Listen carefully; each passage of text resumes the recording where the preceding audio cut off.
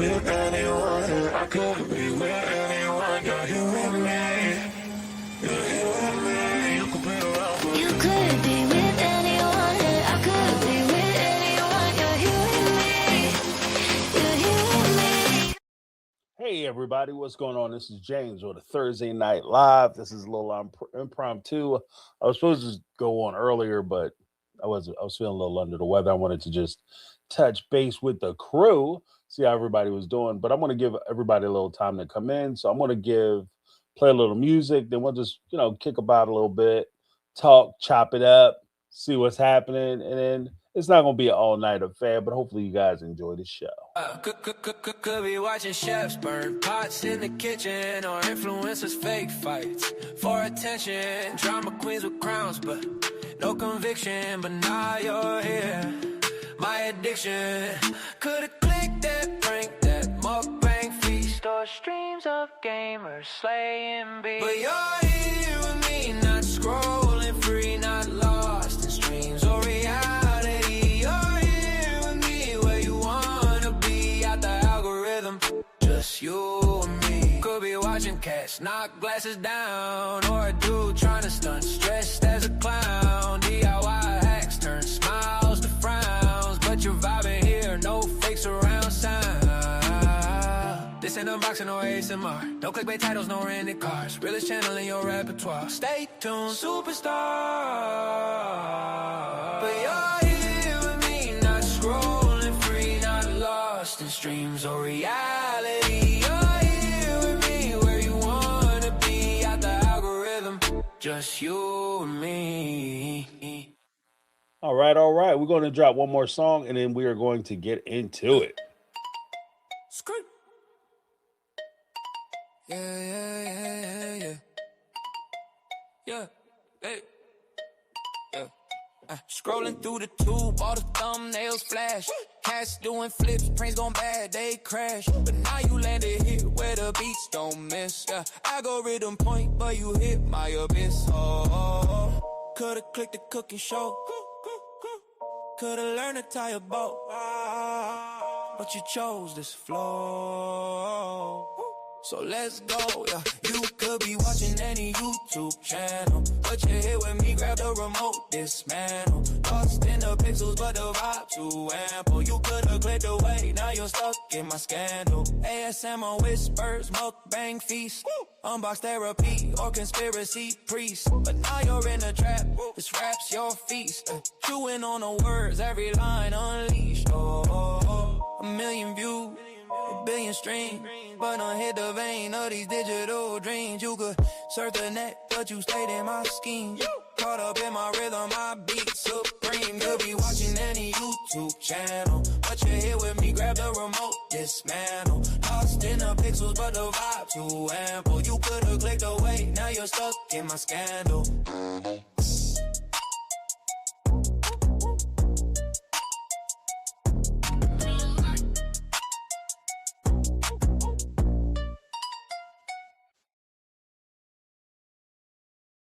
All right. Caught up in my YouTube scandal. All right, so I had some things going on. I was working on some on my last piece that I was hoping to put together for my studio. Yeah, it's become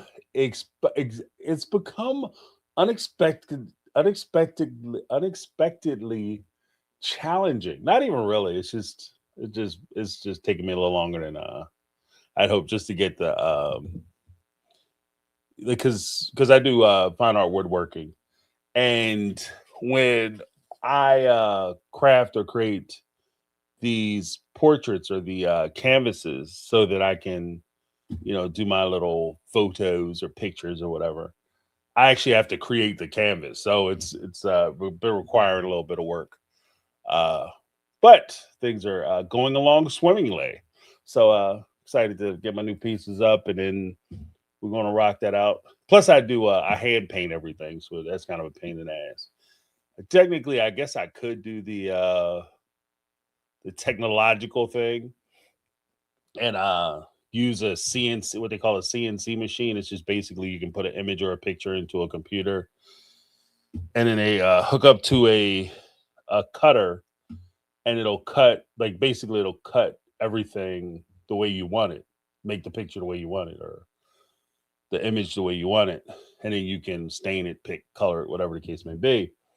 Could do that, but I prefer the older method where I actually hand carve it. So everything I have is hand carved, which gets to something I wanted to talk about: technology, the wonderful world of technology. As we consider how things are working now, and especially as we talk about, changing the government and making America great again and all that kind of stuff, we're kind of shooting past certain realities in our lives. And the reality is that as a country, we don't really make anything.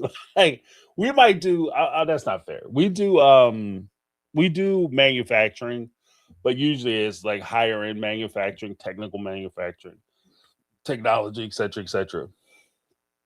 But ever since the industrial age, we have systematically watched as machines, as later on systems and computers replace our output as human beings. So now, like, they're talking about everything going to data farms, et cetera, et cetera, et cetera. And everybody's all in an uproar and in a tizzy. I can't believe it. AI is going to take over the world. Oh, we all going to lose our jobs.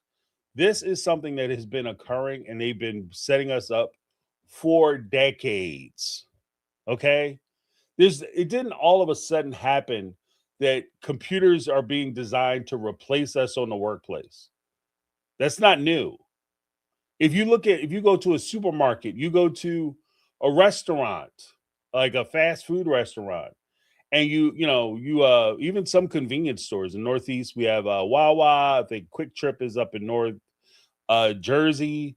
You go to Sheetz, which is on the other side of Pennsylvania. You go down to the Piggly Wiggly. They will have machines where you can order and customize your food or sandwiches or whatever it is you want to order, and it goes back into the system, and the people behind the counter will put it together. Right? That eliminated a job. When you go into a supermarket and you go through the self-checkout line, that eliminates jobs. Those computers are eliminating jobs. This isn't something that they just popped up with. They've been trying to do this technology, move this technology forward since the early 90s, if not late 80s. They've been talking about it. This was kind of a wet dream of retailers. Why? Because if you walk into a Target, a Walmart, or especially any of the big box stores, Home Depot, Lowe's, they'll have maybe 2 cashiers working. And that's heavy duty.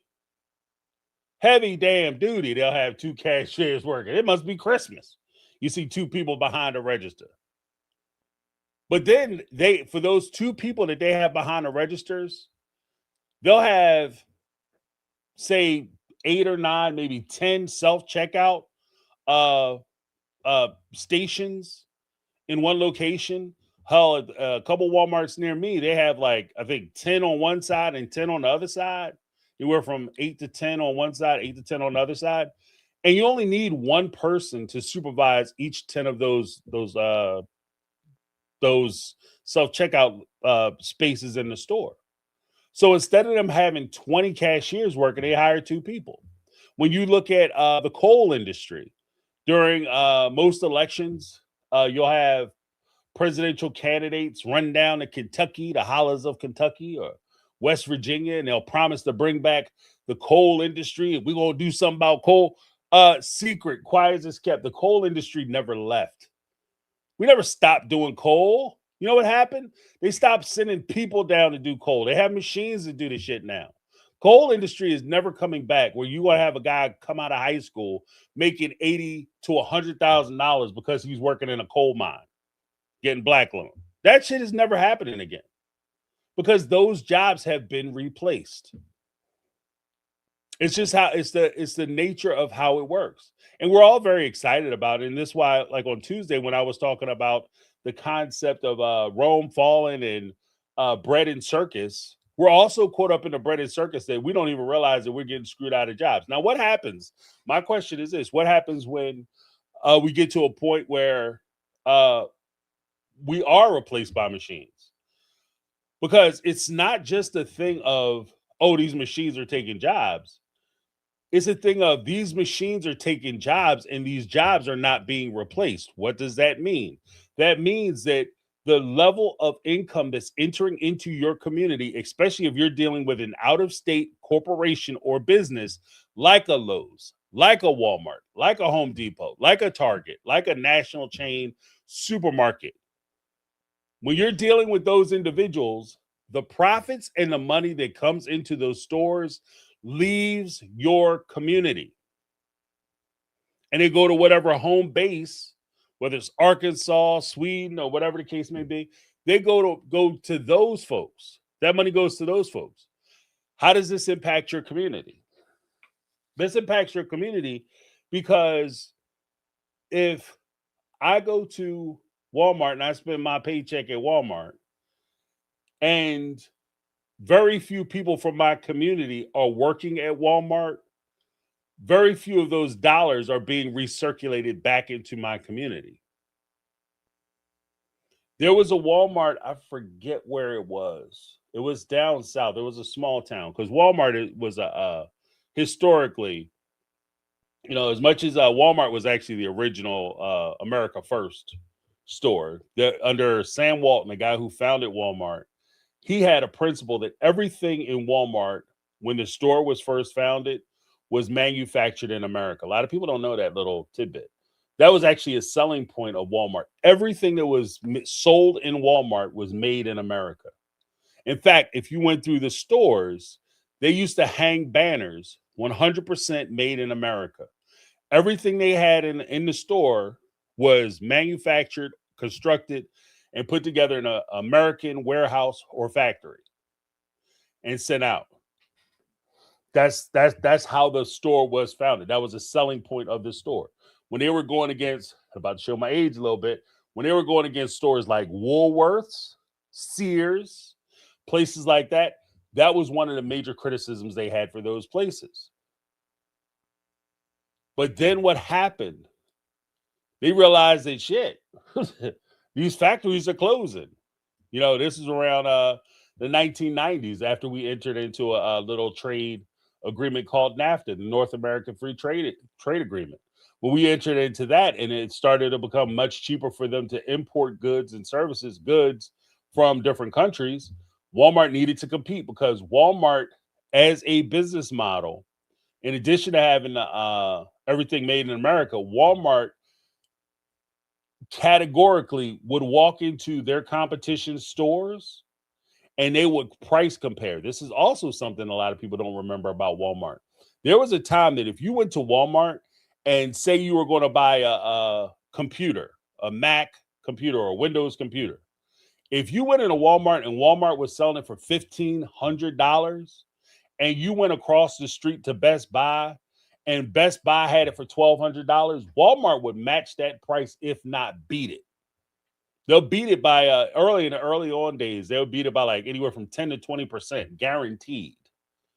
Especially advertised goods. If you could go in there and show them a circular or a sale, or even technically even a picture, in some cases, they would match the price at the customer service counter, no questions asked. In fact, Walmart had a whole thing. There was a thing you might even see now when you walk into the store, remnants from the olden days. They have a thing, they had rollbacks, but then they had price comparisons. And they would send their associates into other stores with a list of their top selling items, and they would price compare all those items so they were beating everybody in town. That's what they used to do. And Walmart did that not only with big competitors like Target, because Target didn't exist at the time, or wasn't big at the time, but they did it with Woolworths, Sears, Macy's, a lot of the big box stores that were competing with them, Jamesway, Clover, they also did it with mom and pop stores who had no hope of competing against the mega giant, which is Walmart. So if Walmart, for instance, ordered, just the way business works and the way bulk shipping works, if Walmart went to a business, say they went to Huffy, that's an old time bike, folks, my old Huffyites. Uh, I was a Huffy man back in the day, jumped that damn thing off of everything, right? The Huffies was built tough, made of American steel, right? When you go to a bike shop and you're a mom and pop store, you might have maybe 5 or 10 adult 10 speeds, right? 2 or 3 of them will be the same thing, and you'll have maybe a couple variants of it.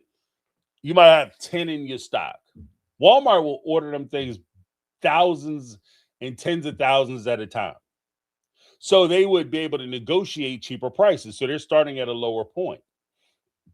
And so when mom and pop go to compete, in order for them to make their money back, and maybe with a little bit of profit, so it's worthwhile selling and you can turn your lights on, they might put, 5-10% on top of their initial cost. Whereas Walmart, their initial cost was anywhere from 20 to 30% lower than the small bike shops cost. So when they put on their 5 or 10%, they're still walking away with a profit. They're still making money. So whereas mom and pop might have to sell that bike for $300, Walmart could comfortably sell that bike for $250 and make the same, if not more, profit.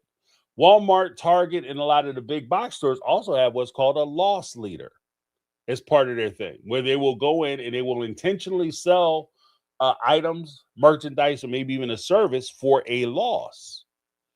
Because it does 2 things. 1, it brings customers into the store. 2, it gives the illusion to the consumer that they're actually getting a deal. So they think that because paper towels, which is usually a big loss leader for most of these big retail stores, paper towels, most paper goods are usually a big loss leader. Dog food sometimes is loss leaders. But you go and be like, wow, they got the Bounty paper towels, $2 cheaper than the supermarket. And it's your thought that because the paper towels are cheaper, then everything in the store must be cheaper. So when it comes time for me to buy a computer, I don't even look at Best Buy. I don't even look at what used to be Circuit City, which is now closed and defunct.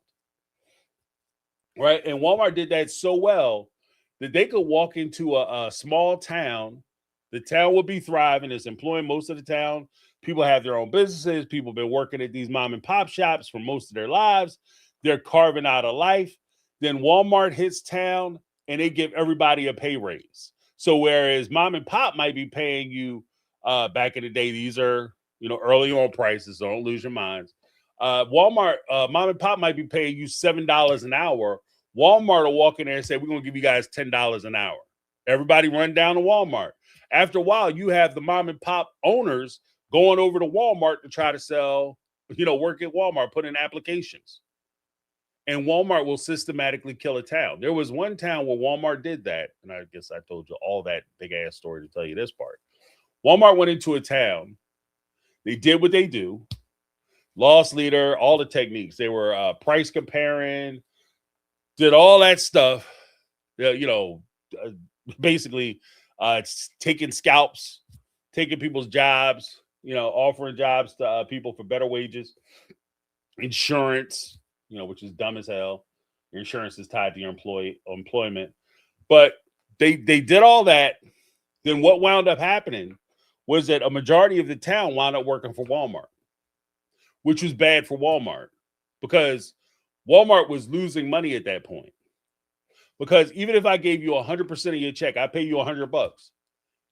I can't cover I don't rent houses. Walmart doesn't do landlord situations, landlord tenants. Their store.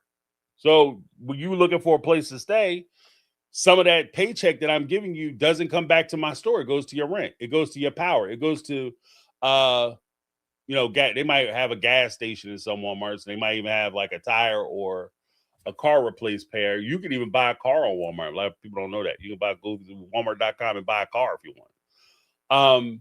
But they will promote that. And what they realize is that we can't take all the money or be the sole responsible person for all the money for the town, because we're losing money. Because not only do I have to pay the workers to be here and I'm not getting all that money back, but I have to pay for the store to be here. Then I have to stock the store. I have to put merchandise in the store. All that shit is costing money. So what they wound up doing is closing the Walmart. And when they closed the Walmart, they took the town with them. There's a scene in a movie, Pixar movie called Cars.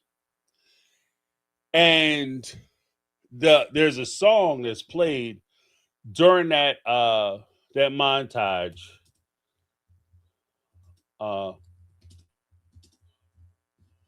where they talked about progress hitting a small town. And the song is called Our Town, and you can probably go to YouTube and watch just the video. And, you know, Pixar being Pixar, it's a cutesy song for the kids. But if you were socially aware at the time, you realize that this is how small town America was being killed, right? It started in a show. It wasn't Walmart that did it. It was a highway. And everybody was excited. Oh, they're going to put a highway in. It's going to be amazing. It's going to bring so much traffic through the town and all this money's going to be flowing. And all that the highway did was pass over the town. It was just a faster way for you to, instead of cruising Route 66, you could jump on this highway and it'll take you past the town and you'll shave time off your commute or wherever you're going. And so people stopped driving through the town. And when people stopped driving through the town, this is one of the things that I was, when I was appointed, like I moved out to where I am now. When I first got out here, I was appointed to a committee to try to help my neighboring town generate business for that town. And one of the things that I talked to them about, everybody is so focused on like corporations and big business and oh, we need to try to make this place more business friendly so we can get some. Here's the thing. Businesses love tax breaks. They love making money. They love investing in places and having nice shit and all the breaks and all the bending over backwards and grabbing your ankles that some of these township officials and especially small township officials like doing. Here's the thing. Big business America will never set up their headquarters in your small ass town.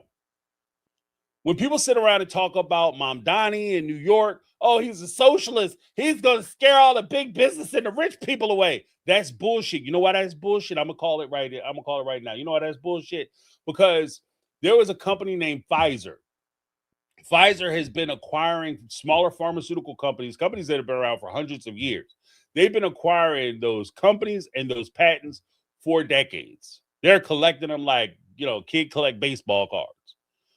And they've collected, there's at least 3 big pharmaceutical companies I know Pfizer collected where they had owned, where they didn't have, they owned the corporate headquarters of those locations. And when I say that Pfizer could have easily moved their headquarters from New York City to somewhere in Pennsylvania, they've acquired places in California, they've acquired a few places in small middle America, headquarter locations where they have hundreds and hundreds and hundreds of acres, helipads, because these are the corporate offices for these pharmaceutical companies. And they could have easily moved their corporate executives and their board of executives all down to these smaller locations or to these locations, which are actually bigger than their location in New York, right? Bigger than their location in New York because they're in a high-rise building in New York, but they would have had acres of building. Like there was one business that they acquired. They acquired a 3-mile building, which had 5 floors, executive suites, a helipad, gym, the whole nine. They bought that company. They just wanted the patent, stripped it out, and was done with it. Right? They could have moved out of New York. They would have saved a shit ton of money on taxes. They would have saved a shit ton of money on property tax expenses. Their dollars would have went a lot further, but they never moved. They're still in New York. You know why? Because it's fucking New York. They're not moving to small town America. I don't give a shit if that what place they buy out here in Pennsylvania, New York, you know, small state, New York State. They're not moving there. because they want their executives, a high selling point for their executives is to say that they live in New York, in these high places. So how do you capture that business? How do you generate business? First, you look at, if you have somewhere where big businesses like Walmart, Target, Home Depot, those big box stores, they start building a business around you. Amazon, grocery stores, they start building a business around you. They've already done the market research, so they're telling you that money is in the area that can be had. Now, what you have to do is, instead of you trying to compete with them for that business as a small town, what you have to do is you have to compete for the people. You increase the wages of the people. Why? Because those people who live in your neighborhoods, the people who are part of your community, will put money back into your community. They reinvest in their community. They live there, they spend there. If that money stays there, the more of that money that stays there, the more money and more capital your company or your township or your city has to that accessible income, that residual income. When we sit around and talk about, like I mentioned, fast food earlier,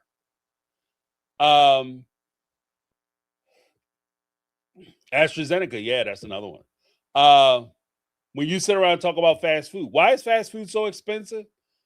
Corporate greed is part of it, but it's also more expensive because less people are buying it. You see, that's the one thing that a lot of folks kind of miss too. When fewer people, corporate heads always want to be making money. Okay, they say ABMM, always be closing. They always want to make money. So that when they do their 5-year projection, never, not once, has an president or CEO walked into an executive board meeting and said, "Let's do a 5-year projection, 10-year projection, and 15-year projection," and it flatlines. Every time they sit in a meeting, that they expect that profit margin to increase every year. And it's very difficult to do that when less people are shopping at your store. So the only way you can really counteract it is to lay more people off, but you still want to put product out. So what do? You automate the system. This is what I was talking about earlier when we get into AI and you get into machines and automation. So you cutting one of your biggest liabilities, which is employment, right? 2, you want to increase prices. That's another way to do it. So you charge more for your items. And then typically, if you've ever seen like Tasty Cake, Hostess, the food they're serving at some of these fast food restaurants, you notice the shit is getting smaller because they're charging you more for less. So it's costing them less to produce it. Even at like companies like, I think Chick-fil-A, I haven't been to Chick-fil-A in a minute, but from what I understand, Chick-fil-A is not only changing their recipes, but they're also changing where they get their chicken supply from. So the chicken sandwich that they became famous for is going to change. It's going to change. And it's going to be a lower quality product.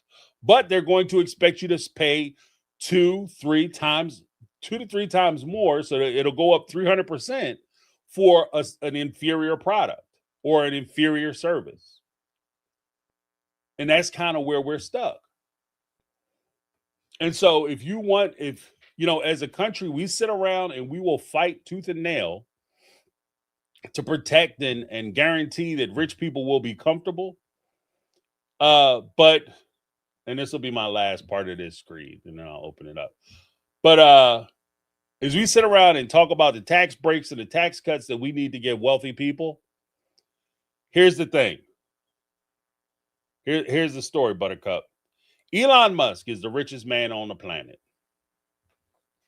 And we are concerned that Elon Musk might be, if we tax him too much, he's going to leave planet Earth and go to Mars. And he's going to take all his money with him. Right? And we're going to lose this genius of a time. Yeah, genius of our time. Here's the thing. No matter how awesome you may think Elon Musk is only going to eat dinner once. Which means, and no matter how many cars he has, he can only drive one car. And if he went to, say he fell in love with I don't know why he would do this, especially owning a car company, that would be a terrible thing. If he went to Ford and said, "I want every variation of your Mustang in every color. Maybe you'll top out at like a couple hundred cars, right? I want everything from the inline 4 all the way to the V8 supercharged Cobra or Shelby. I want the Saline Mustang, convertible, all colors. You talking about a couple hundred cars. If we did that and relied on Elon Musk to keep Ford in business, Elon Musk, Jeff Bezos, and homeboy from Facebook, if we relied on them to keep Ford in business, Ford would close tomorrow. Ford is the success of Ford is based on the accessibility of that product and the mass selling of that product. No matter how rich Jeff Bezos is, he's going to eat one dinner. He's eating one breakfast, one lunch, one dinner. And even if he goes to a really nice restaurant, that one restaurant makes out. Every other restaurant in town is closing because they don't have any customers.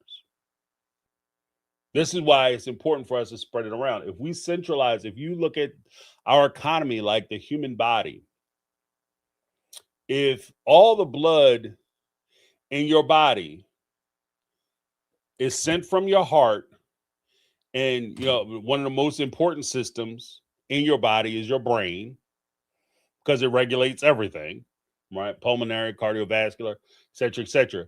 If you send all the blood from your heart to your brain, which is the most important part of your body, right? Arguably so, and it doesn't go anywhere else, everything else dies, starting with your extremities. So your fingers, your toes, first to go. Marginalized people, homeless people, unhoused people, they're your fingers and your toes. We don't give a shit about them. The elderly, your fingers and your toes, your extremities.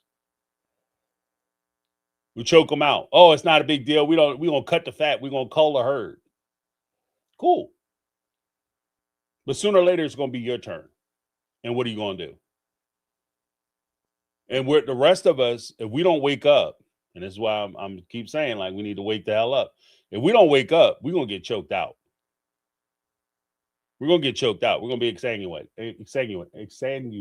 Like we're gonna pass for blood loss, because we have to keep money and the econ. We have to keep money and finance flowing throughout the economy, because we prop the economy up. It's not just rich people who keep the economy, but they pay for everything. They should pay for everything because they got all the money. And technically, they benefit more from this shit than if I go to let's be honest. Let's put it in brass tacks. Everybody always want to do these little dumbass analogies. I'll throw a dumbass analogy out. I'm not above it. If Elon Musk and I are on a plane, right? We're on two separate planes. We flying to Europe. Both of our planes get hijacked. If the people who hijacked our planes say we have Elon Musk and James from My Take, right? We only going to trade for one. My ass is gone. Elon got more protection. If I'm at a low risk Boy Scout encampment where the most technological thing they have on the grounds is 3 fat kids with a slingshot, and they could send the Army National Guard to come get me. Hell, they could send the Girl Scouts down, the Brownie troop down the street to come pick my ass up and break me out of jail. Versus somewhere where they got Elon Musk, it's basically a suicide mission for them to try to go get him. They will do everything. Our government will do everything possible to get his ass out. They won't think about me twice. Right? That's just, he has more protection than I do in our system. He has more value. The way they see it, they think he's more valuable. So for them to ask him to pay a little bit more money for his shit to get protected, yeah. You in the VIP section of the country, bro. You in the you getting bottle service. Right? I'm in the gym pop of the club. So that's just, I mean, it's just, it is what it is. Like, I've always said, like, especially when people talk about patriotism and all that craziness. Patriots. Here's the thing. For me, true patriotism is like love, right? You're not in love with somebody because you love all the shiny shit and all the fun stuff they do. You in love with somebody when you see the shiny shit, you can appreciate the shiny shit, but despite the things that aren't so polished, despite the things that maybe negatives or drawbacks, you love them anyway. That's what my patriotism is like. I'm not going to sit here and say, "Oh, we are perfect as a country, and that's why we're the best country in the world." No, that'd be ridiculous. We have a long way to go for things to be equal and fair and right for all citizens. We have a long way to go. But patriotism is when you love the country enough to be willing to work your way through it so you can get the country to the place you want it to be. That's patriotism. Patriotism isn't turning a blind eye to everything we do wrong and pretending like it's okay. That's how you have a bunch of psycho kids running around. Like if you're doing that as a parent, you're making a psycho. Everything you do is right, Johnny. Little Johnny wanted to go into the little girls' room and try to look at the little girls' bums. So he's okay because, boys will be boys. And you're not going to yell at little Johnny and discourage him from being creative. You're creating a psycho. Okay, you got to be able to call it what it is. That's love. When you can look your child in the face and say, you were wrong. You need to do better. And if we're going to be patriots, we want our country to be better. We have to be willing to stand in the cut and say, countrymen, we have to do better. That's the only way we're going to improve. I'm going to drop the link in the chat, take a couple phone calls, and then check the temp.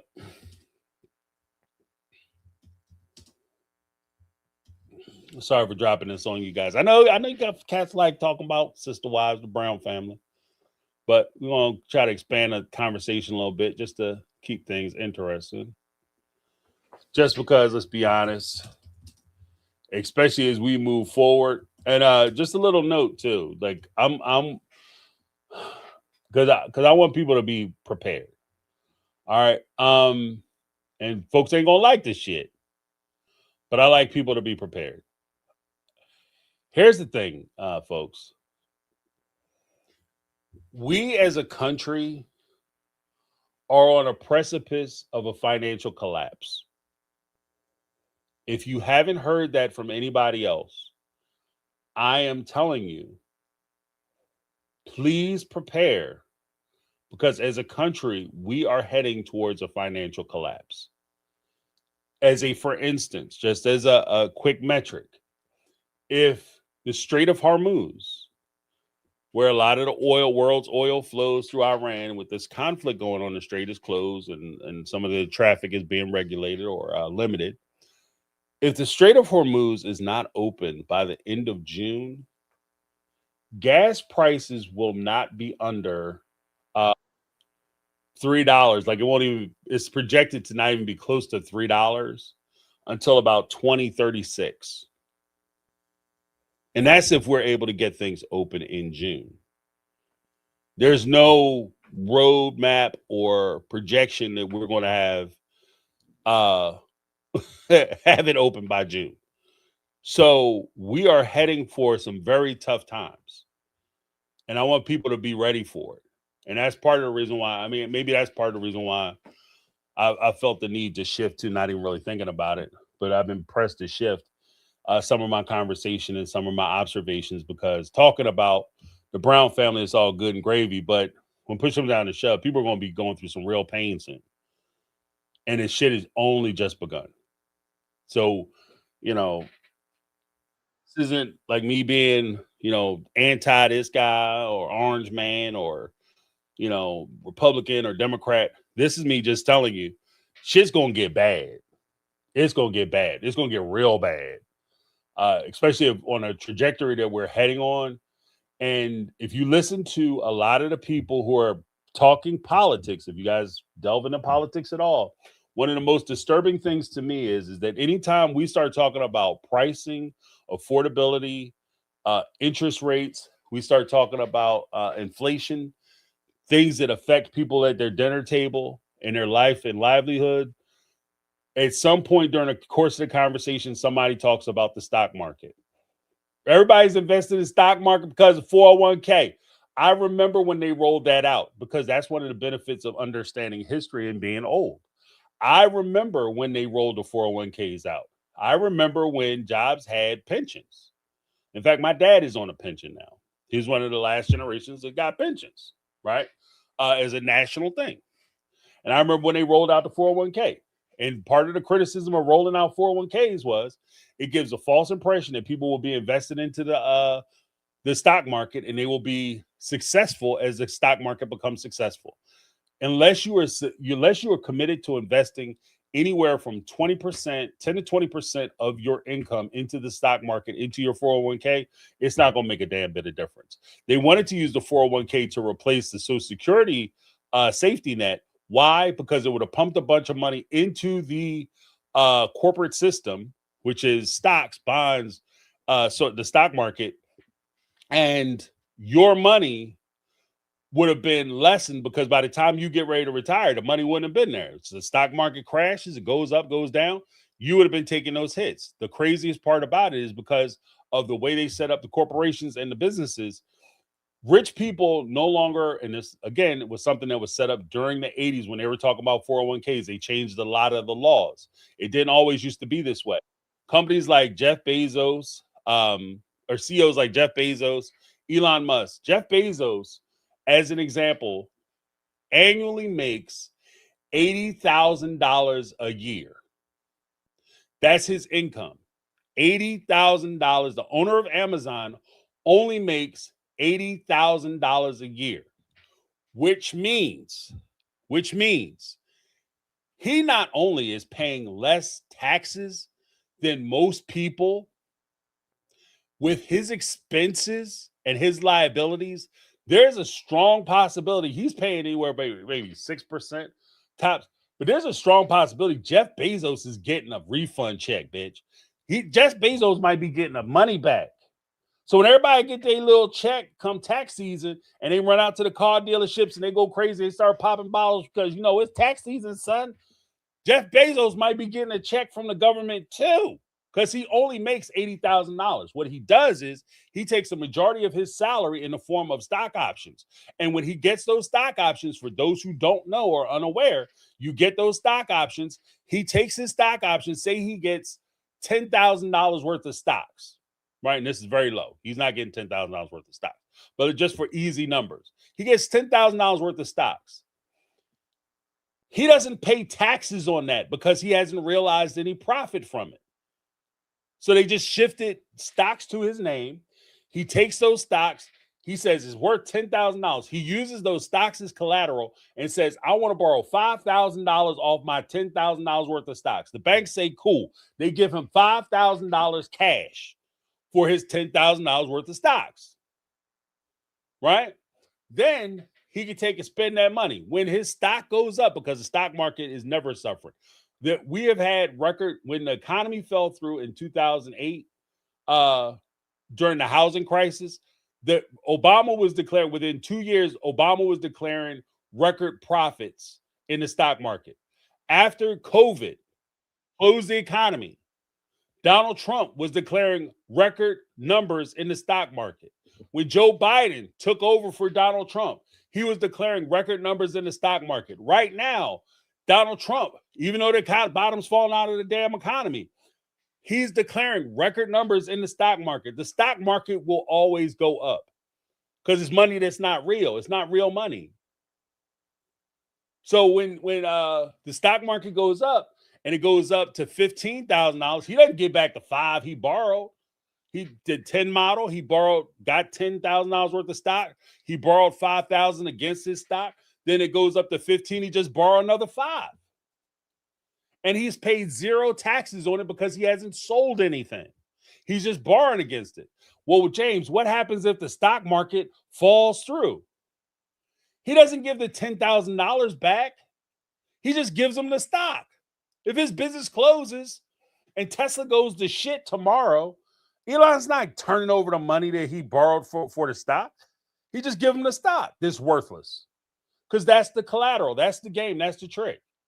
So we sit here and defend wealthy people and want to protect them from the evils of taxation and all this other shit. And we just want everybody to pay their fair share. These people, when people are criticizing wealthy people for not paying their fair share, this is what they're talking about.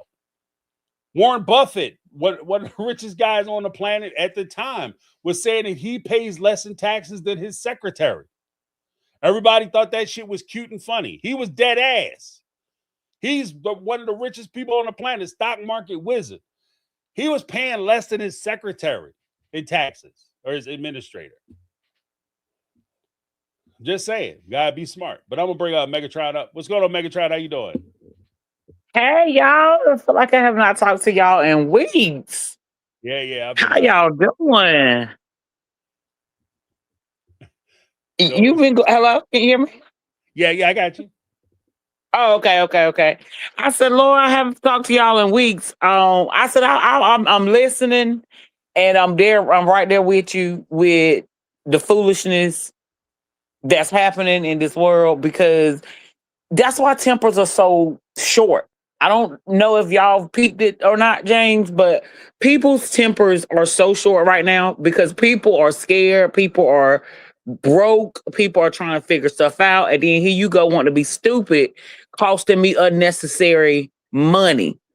You know what I mean? So it's like, I don't have money to be taking my dog to the vet because you decide not to leash your damn dog. And now your dog done jumped on my dog. And see, now I gotta whoop your ass because now you costing me money. Now I gotta take off work because now my daughter done got, it's getting real bad, James. Like, we gotta come up with a plan. Like, let's start us a commune somewhere out in the. I don't want to go in the desert. We're gonna have to go somewhere else. Right. And we're gonna have to keep people. We're gonna have to be self-sufficient, self-sustaining, and get ready for this craziness that's about to happen, because it's coming. It's definitely coming. Right. I agree 100%. Yeah, I just want people to be ready because forewarned is because everybody is sitting around like if you peruse any like the newspapers, Wall Street Journal, nobody's talking about the crash that's coming. I feel like I said, this is one of the benefits and curses of being around. I feel like a vampire. I've been around too long. Shit. But right. But every time, like whether it's the tech bubble busting back in the 90s, whether it was the housing crisis, whether it was just anything you want to point to, right? They never tell you, guys, shit's going too good. And every time I look at it, because my superpower, if anything, especially when I was in corporate America, one of my superpowers is I know which way the water is going. I can see problems, right? And I would look at stuff and I'd be like, this shit is, I mean. Your spidey senses start tingling. That's intuition. Like I remember that. I distinctly remember the housing market and looking at it like, because at the time I was shopping for a house. I was looking for a house. I sold a house. I was buying a house. And I was like, it's kind of crazy because I bought this house at one amount. I'm selling it for almost double, almost triple the amount that I bought the house for. I'm about to go buy another house, and I got a deal in the house I'm in. But I'm like, they're talking about free money, and I was sitting, because I recommend that if you guys are going to buy a house, car, anything big ticket, always go down and get your pre-approvals, so that way exactly what you're dealing with, what your terms look like, and how much money you're actually talking about, how much money is available, and what you can shop for. Right? That's gotcha. Just my little scree on it. So you have a term limit. Now, just because you could borrow, like if you could borrow $100,000 or $500,000, that don't mean you got to spend $100,000 or $500,000. It just give you a ceiling, a place to start. So I'm looking at it, and as I'm going through these pre-approvals, I say, okay, well, I have my pay stubs. I could bring in my stuff. They was like, oh no, you don't have to. You can just put down what you make and how much you have. And we'll just we'll process your loan. I was like, I don't have to prove it. And this is right. No income, no access verification, right? NINA loans. And I was like, you don't have to prove it. I was like, oh, this shit ain't gonna go good. Like, and lo and behold, Yeah, that's too good to be true. Okay, that's some Cody stuff. That's some stuff Cody would have jumped. yeah, jump all over that shit. I was like, this ain't gonna go good. Like, I'm trying to be financially responsible, but you guys, the bank isn't. You know what I'm saying? That's That like going part. That to part. designated driver's drone. Like, this ain't gonna go good. Right. You know what I mean? And lo and behold, that was one of the things that crashed the market. You know, and we're at that point now where I see a lot of the indicators are there, but nobody Mhm. talks Yeah. It's one of those like if I talk about it, it's gonna become true. It's gonna be true anyway, whether Yeah, you it's say it or don't say it. right. I'd rather talk about it, come up with a plan, and you know what I mean? Like how can we get through it? Versus, okay, I'm gonna just act like it's not happening. Cause it's happening. Like I've even sat down with my own kids and talked about maybe possibly moving back home, close to where, okay, we can maneuver, we can live off the land there. We have places that we can survive in the wilderness if need be. Because here we can't survive here. We don't know. Technically, we don't know a lot of people, and it's not really an area where we could. You know what I mean? Right. So right. that's kind of been in discussion in our house for the last month. Maybe we might need to go back home.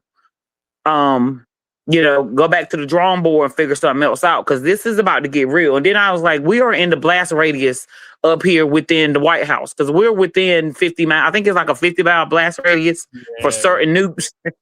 And we're within the 50 miles. Like, yeah, I think we might want to ease out of this. Yeah. Yeah, we're close. We're close. We're far, but we're close at the same time. Well, So, Baltimore that's gonna get smashed out too. Like if anything happens, in Baltimore, Virginia is Baltimore, Virginia. It definitely is. Maryland. And see, okay, so where I'm at, Gaithersburg, if I drive 10 minutes to the kind of southeast, it'll say welcome to Virginia.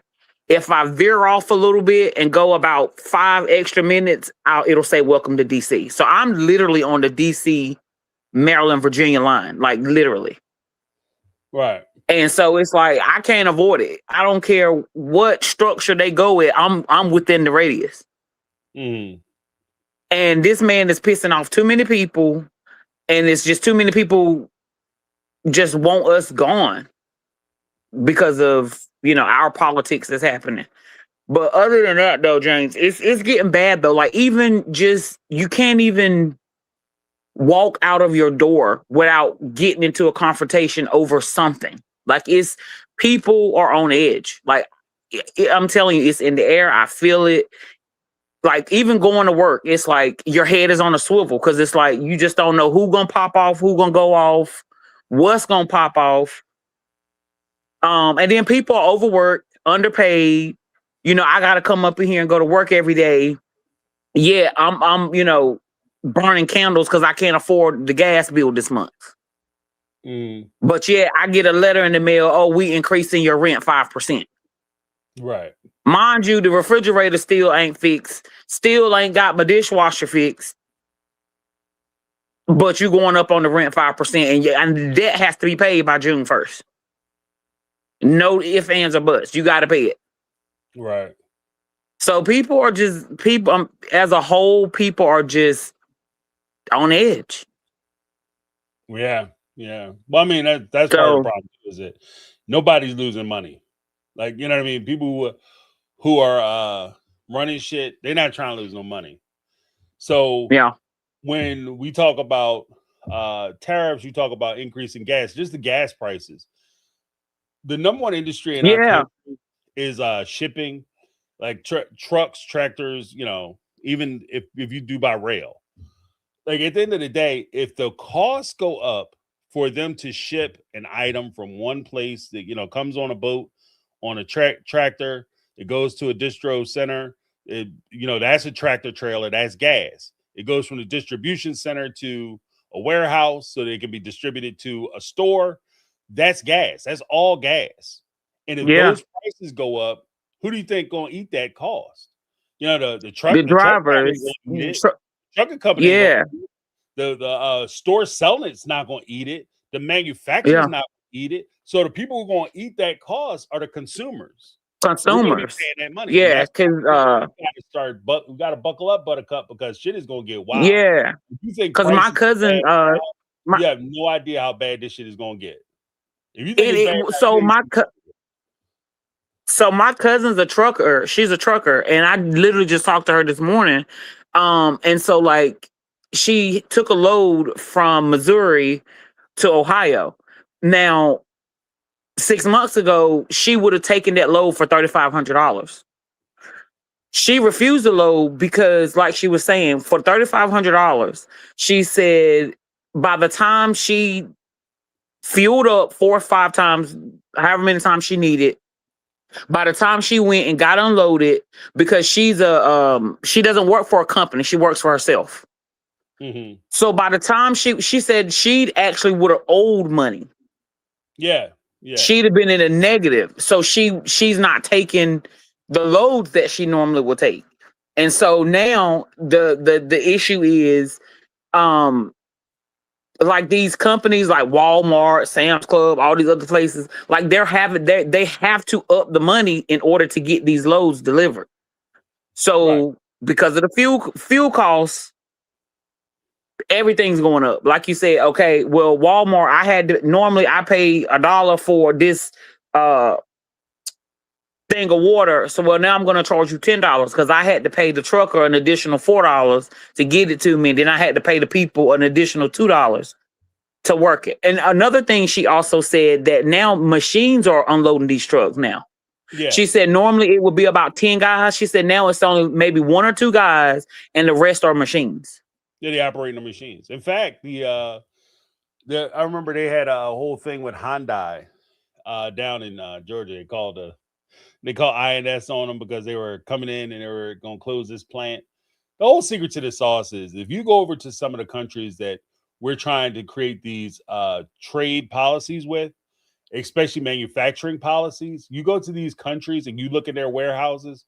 These warehouses or these factories run 24 hours a day. Yeah. And they're completely dark. You know why they're dark? Because they only got one guy who works in that place. And he sits in the office checking machines and checking the computer screen because all throughout the rest of the factory is nothing but machines doing the jobs.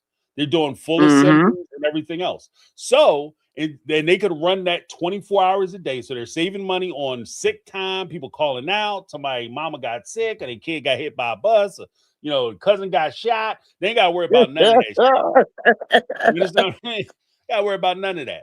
And they can run those companies 24 hours a day. And they're saving all kinds of money as far as power. They're saving money as far as, like I said, one of the dumbest things we ever did was tie healthcare to employment because they're saving money on benefits. They're not paying any benefits out. And anybody who thinks that companies love and as soon as they get some money, they go increase the size of their business. The last thing a business does is look for hires on people. They look to hire people and grow their business that way. They look to grow their footprint. They look to increase their profit. But the last thing they ever want to do is hire somebody because the biggest expense that any business has is employment. It's hiring employees. Yep. That's their biggest expense. So you technically, if you work for a company, and this is James is giving you a little game. If you work for a company or a business and you notice that business is systematically or frequently talking about rolling out programs where they're going to start laying people off, then your business is in trouble. That's also how you can tell that they're about to sell your business. Yeah. Because one of the first and even in the school system, like school is a business, but people don't think it is, but school is a business. Yeah, it's a business. Because now they're like forcing the workers that have been there 30 plus years, they've been made to take a 12,000, and this is just MCPS, Montgomery County. They're literally telling, no, you have to retire, take this $12,000, thank you for your service. And like, they're pushing them out. Well, they push them out and they're not replacing them with anybody.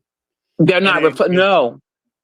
And as that happens, all that's going to happen is you decrease, if it's a form of product, you decrease the quality of product or you decrease the quality of service.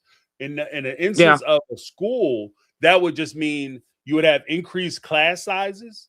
you'd also have less money flowing towards extracurricular programs, which anything that doesn't deal with Yep. STEM projects or Yep. education.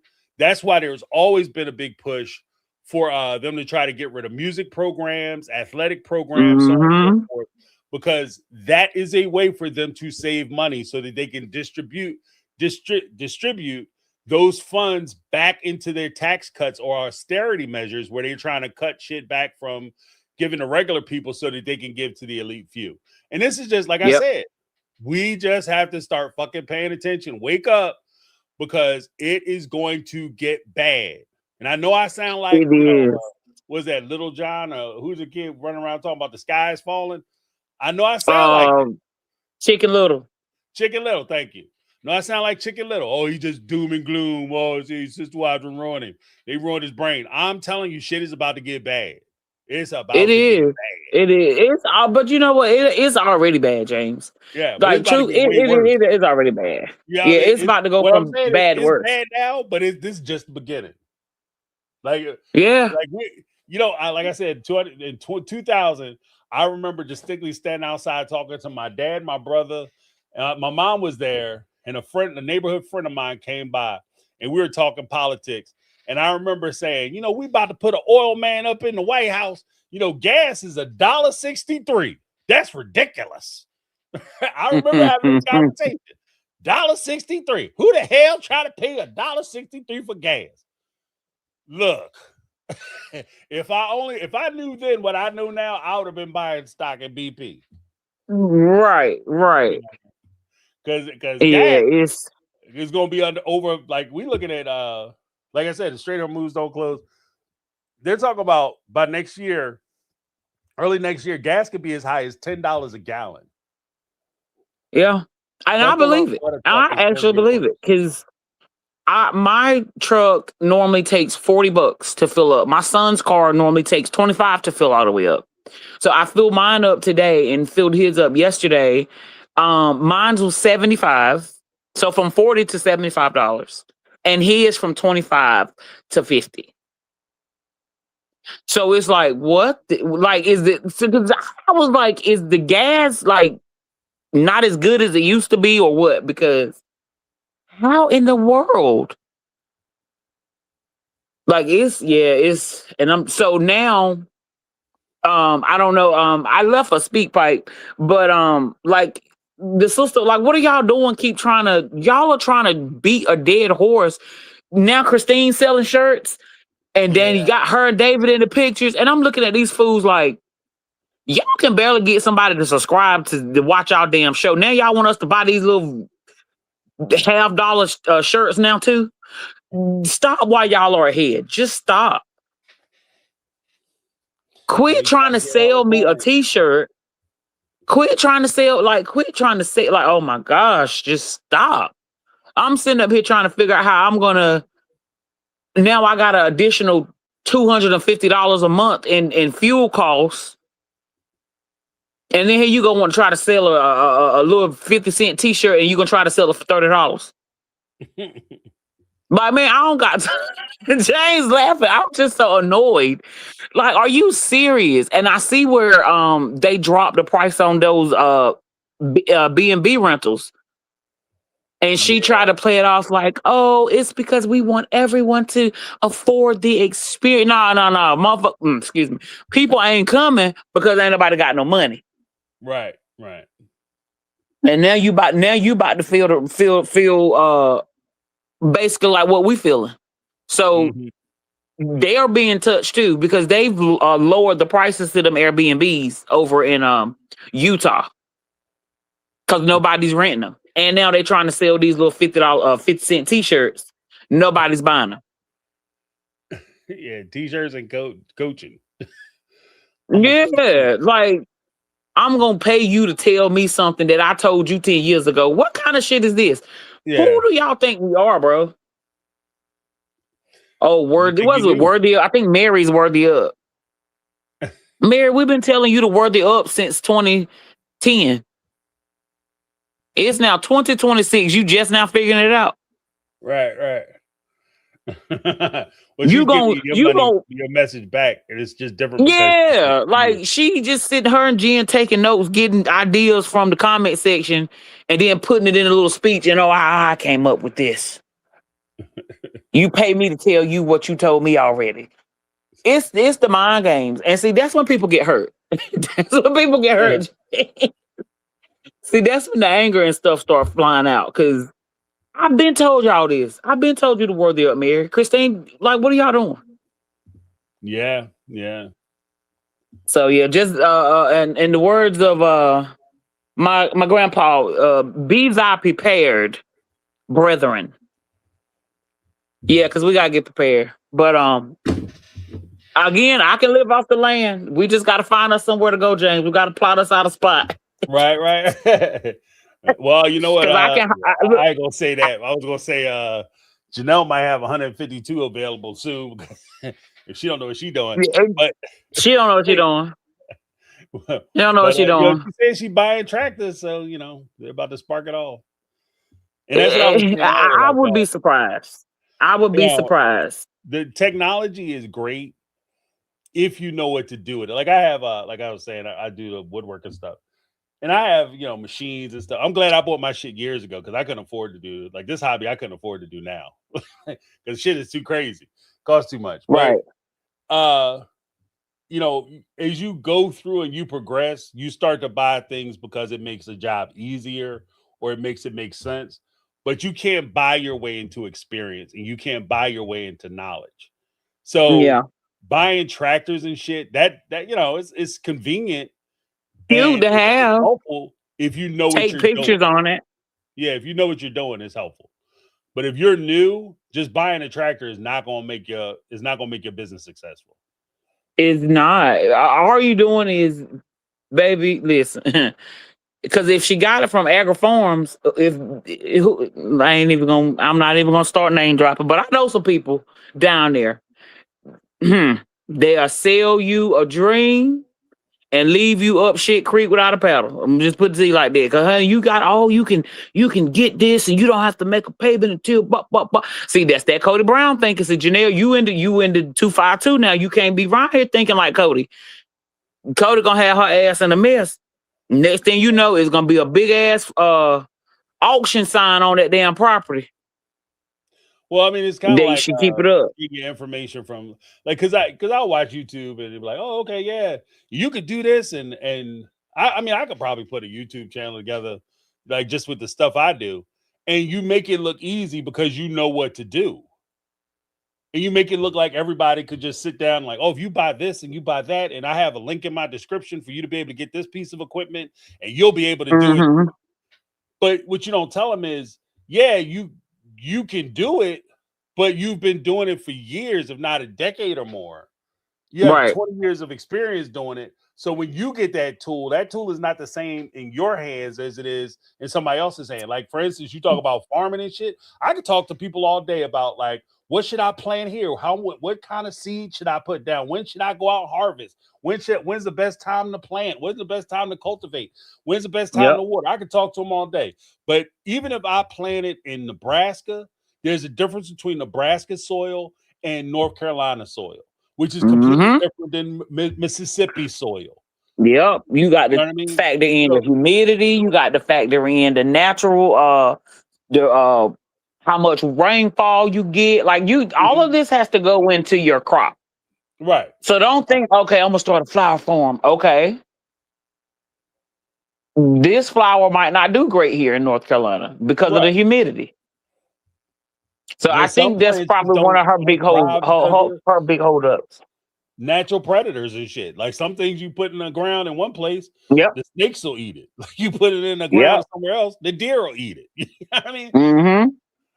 You put it somewhere else, everybody leave it alone. The bees and shit don't like it. Nobody want to fuck with it. Like it's just, like I said, my hat's off to anybody who farms because that is a hard ass job. Like that is not something you trifle with.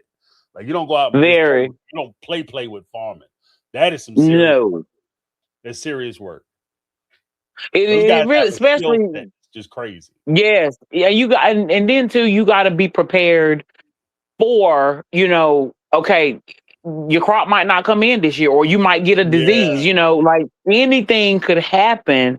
So don't go putting all your eggs in that one basket, thinking you gonna, be the sugar honey iced tea, and then you get a fungus, and you ain't got no flour, you ain't got no seeds, you ain't got nothing, and you Mhm. done put $50,000-$60,000 into it easy.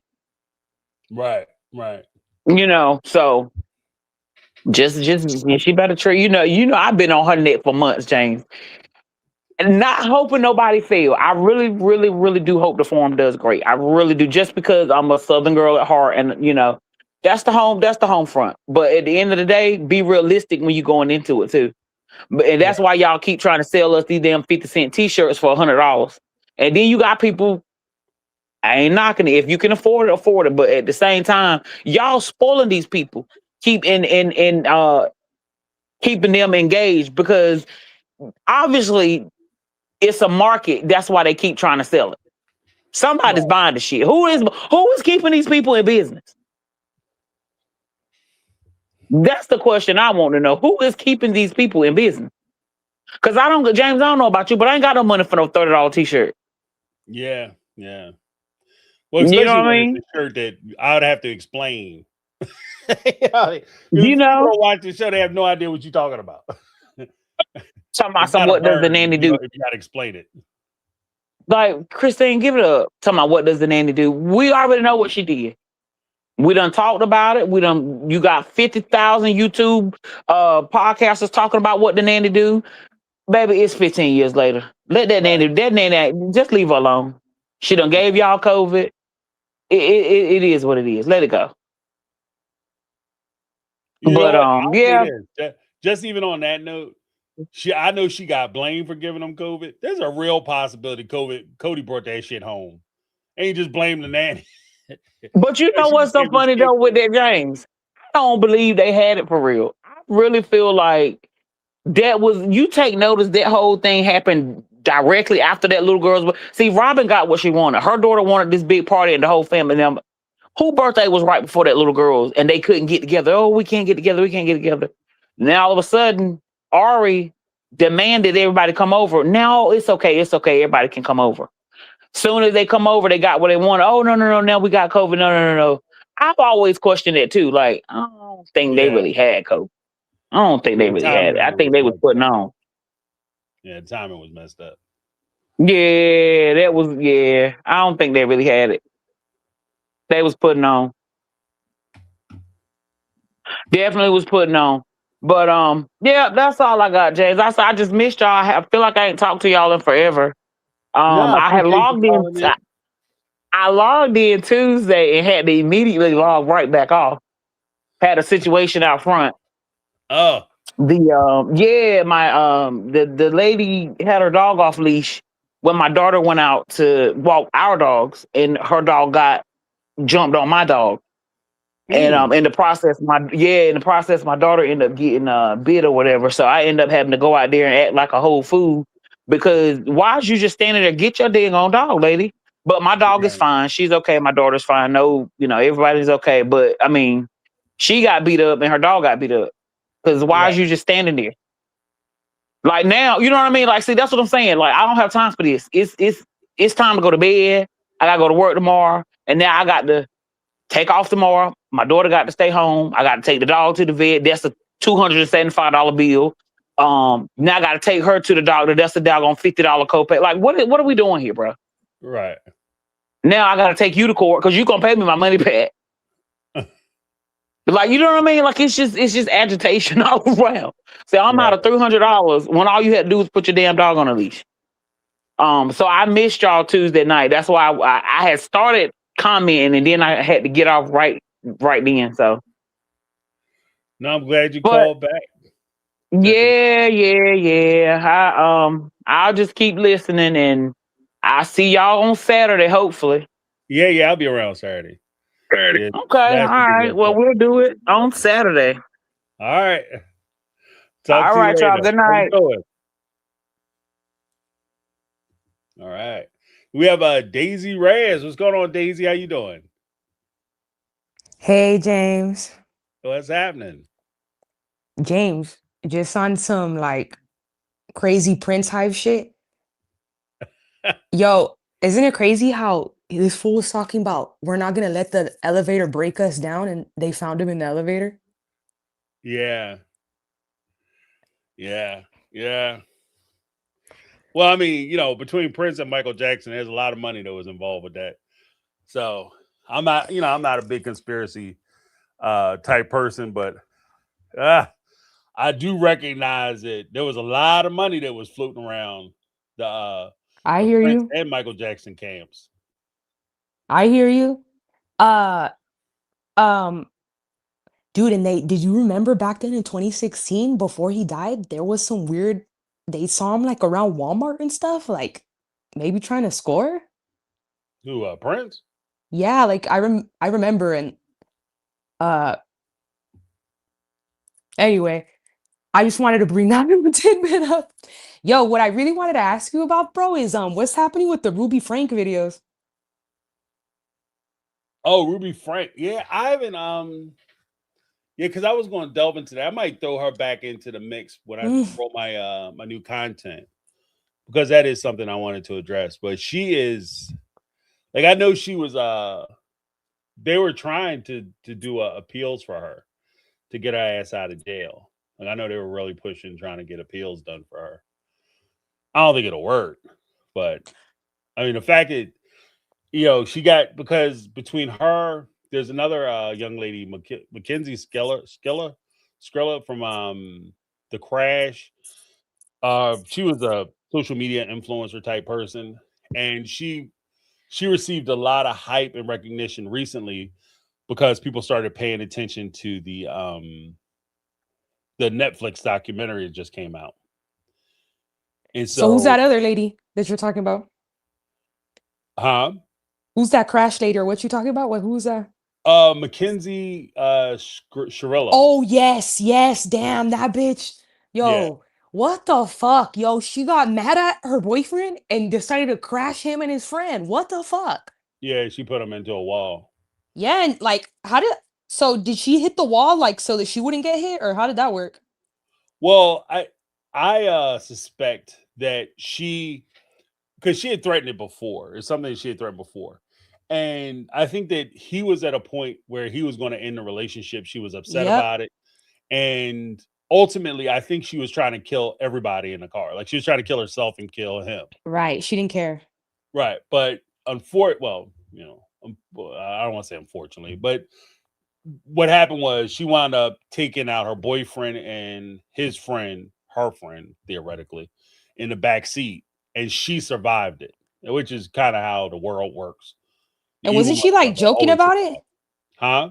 Wasn't she like joking about it? Well, she's been playing both sides of it. So she does the whole, oh, this is the end of the world. I love Dom and he was the love of my life and we would have been married, and they think that I did this on purpose, but I don't remember. But I know I didn't do it because I know who I am as a person. That kind of thing. But No, it's dead obvious. That fool was about to leave her and she decided to do that whole shit. What the fuck? Like, it's obvious. Like, yeah, yeah. dude, Yeah, and then like it's I terrible. It's feel a like she terrible was like, oh, his homeboy be hyping him up and telling him to leave. Like, yo, these bitches really be crazy like that. Mm-hmm. Like, what the Well, fuck, bro? because they have a whole thing too where like, because I've been listening to the case, and this is one of the things that I was talking about with I forget which, the chick from Bachelorette, Right. Whatever Franks, her name, the Frankie, one that whatever. went Yeah. crazy and she tore her house up, and Yeah. Yeah. she was Yeah. trying to fight her boyfriend, and they caught it on Right. on Right. tape Right. or whatever, her being arrested. And I noticed then, it really hit me then, that when even the Johnny Depp case with Amber Turd, when Hmm. when the ladies go crazy, the guys are always, oh, they have a toxic relationship, they were abusive to each other, things was crazy, and neither one of them treated each other right. But if it's a guy who was doing that to a young lady, like if Johnny Depp was shitting in Amber Turd's bed, nobody would sit there and be like, she had a lot of slick shit to say, so she deserved it. You know, Yeah, or they would it's a mistreat each crazy other. double standard. It's a Right. crazy double Or standard. the young Taylor, where if dude would have stood there with the cops showing up and he would have reached back and slapped the shit out of her or attacked her, he'd have been on the ground. It Yeah, would have that been, bitch oh, didn't you know, take they have not a nan complicated motherfucking relationship. accountability. Right. Like same. If a man was standing outside of a woman's house and told her, if you don't open up this door in 10 seconds, I'm gonna key your car, I'm gonna destroy your car, or he told her, I'm gonna put you in a car and I'm gonna crash into a wall. Nobody's gonna sit there and try to justify it by saying, oh, you know, they had a complicated, toxic relationship. They would say Yeah. what it is. He is abusive. Yep. Full stop. This woman, this young lady, Skrilla, she was abusive.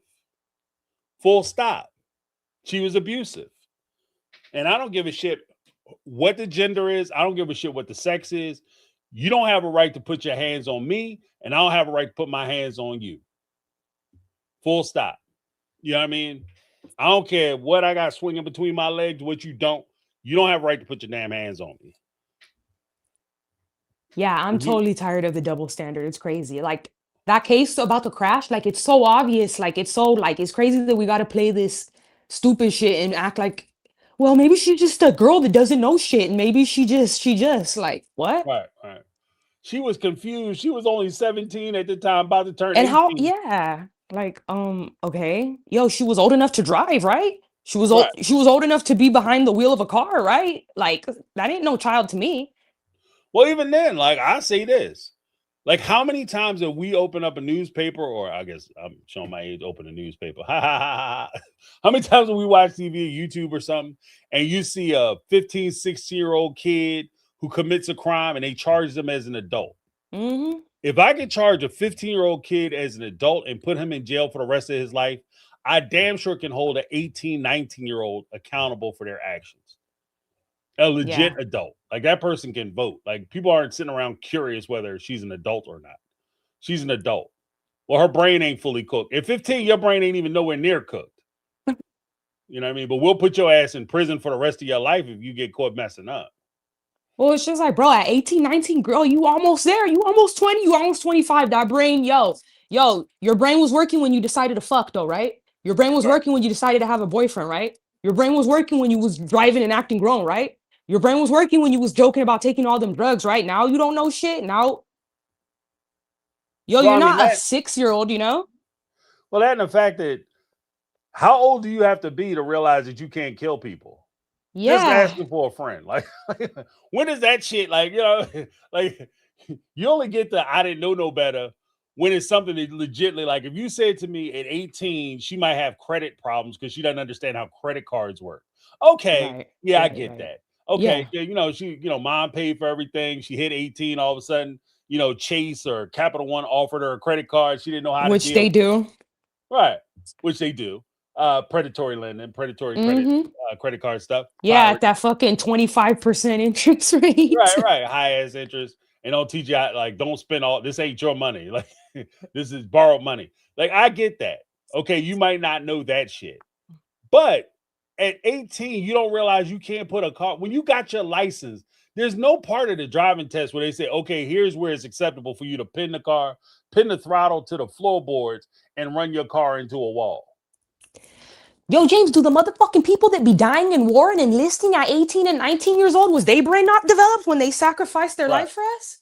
That's part of the reason why they want them.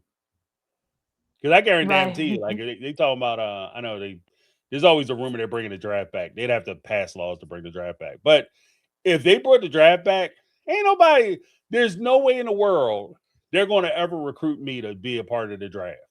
Because I ask questions. At 18, 19, they're not asking questions. Because as soon as they say, yeah, we're going to go in here and this is how we getting in, excuse me, how we getting out? I ain't heard nobody say nothing about us getting out. Where's the escape plan at?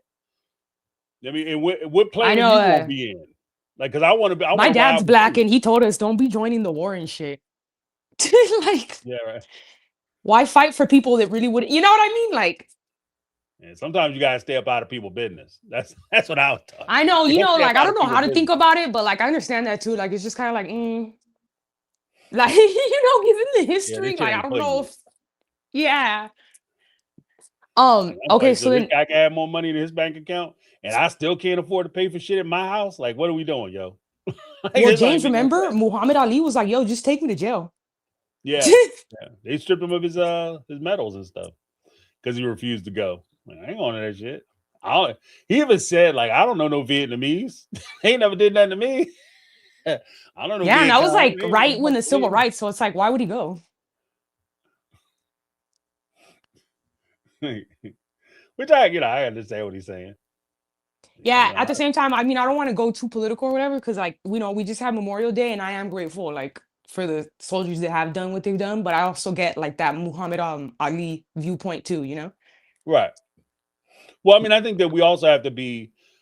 I think it's necessary that as we talk about soldiers in service, that we refuse and resist conflating supporting war with supporting soldiers. I think that if we're going to genuinely support soldiers and we're going to ask people to make those sacrifices, we have to make sure that the sacrifices we're asking them to make are worthy of the level of sacrifices that they're going to have to make in order for them to do it.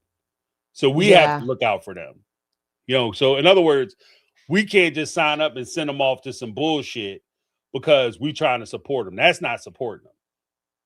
No, You I know what I mean, mean? that whole Vietnam War was really didn't even come to a proper conclusion, like kind Right. of We weren't trying ended to where win it the started proxy at. war. Yeah, we were Huh? having a proxy war with the Soviet Union. Yeah. So we The got to Cold shoot at War or each other whatever. and fight each other without actually having to fight each other. Yeah. Yeah. So anyway, besides that, bro, I wanted to ask you, what did you think about Janet saying that she don't support the Michael movie? Oh yeah, I haven't seen it. I haven't seen a Michael movie. My Me daughter saw it, neither. but yeah, you know what? I get it. Like I think that there's a big push, and even Janet, she's closer to like Michael's money and financial status. So she might have a different view. Whereas the rest of the family, they're trying to figure out how they're gonna put some shit together. You know what I mean? Yeah, that's Whereas the shit Janet that's is getting looking me at like pissed. legacy and story.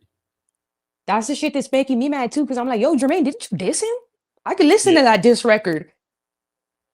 I feel like the brothers leech him a lot for his legacy and money. yeah, yeah. Well, I mean, they needed him because Yeah, they I almost didn't want to remember let him go solo. they were shooting, huh? They almost didn't want him to go solo. Like, they They was never really guilt wanted him to tripping go him. solo. They fought that the Yeah. whole time. Like, in fact, part of the reason why Jermaine Jackson's album dropped first was because Jermaine was messing with Barry Gordy's daughter. Hazel? Yeah, he had a daughter with her. He had a child with Barry Gordy's daughter. But Barry Gordy had always wanted to break Michael away from the Jackson 5.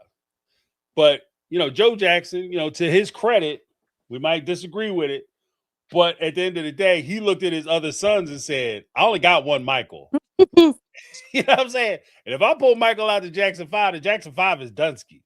So I'm trying to keep money flowing in the house. So I got to keep Michael hooked in. I got to keep him tapped in. So what Barry Gordy did was he broke off Jermaine first. He got in Jermaine's ear. Jermaine was always talking about how Michael got the best parts and how he's being featured on songs and how he's gonna be standing his little brother's shadow, et cetera, et cetera, et cetera. And the problem wasn't the parts and the selections that Michael Jackson had. The problem that Jermaine Jackson had, and I'm gonna be very blunt about this. The problem Jermaine Jackson had is that Michael had more talent. Mm-hmm. He was way more talented. So it didn't matter what part of the song Michael was going to sing on. It was always going to be the best part of the fucking song.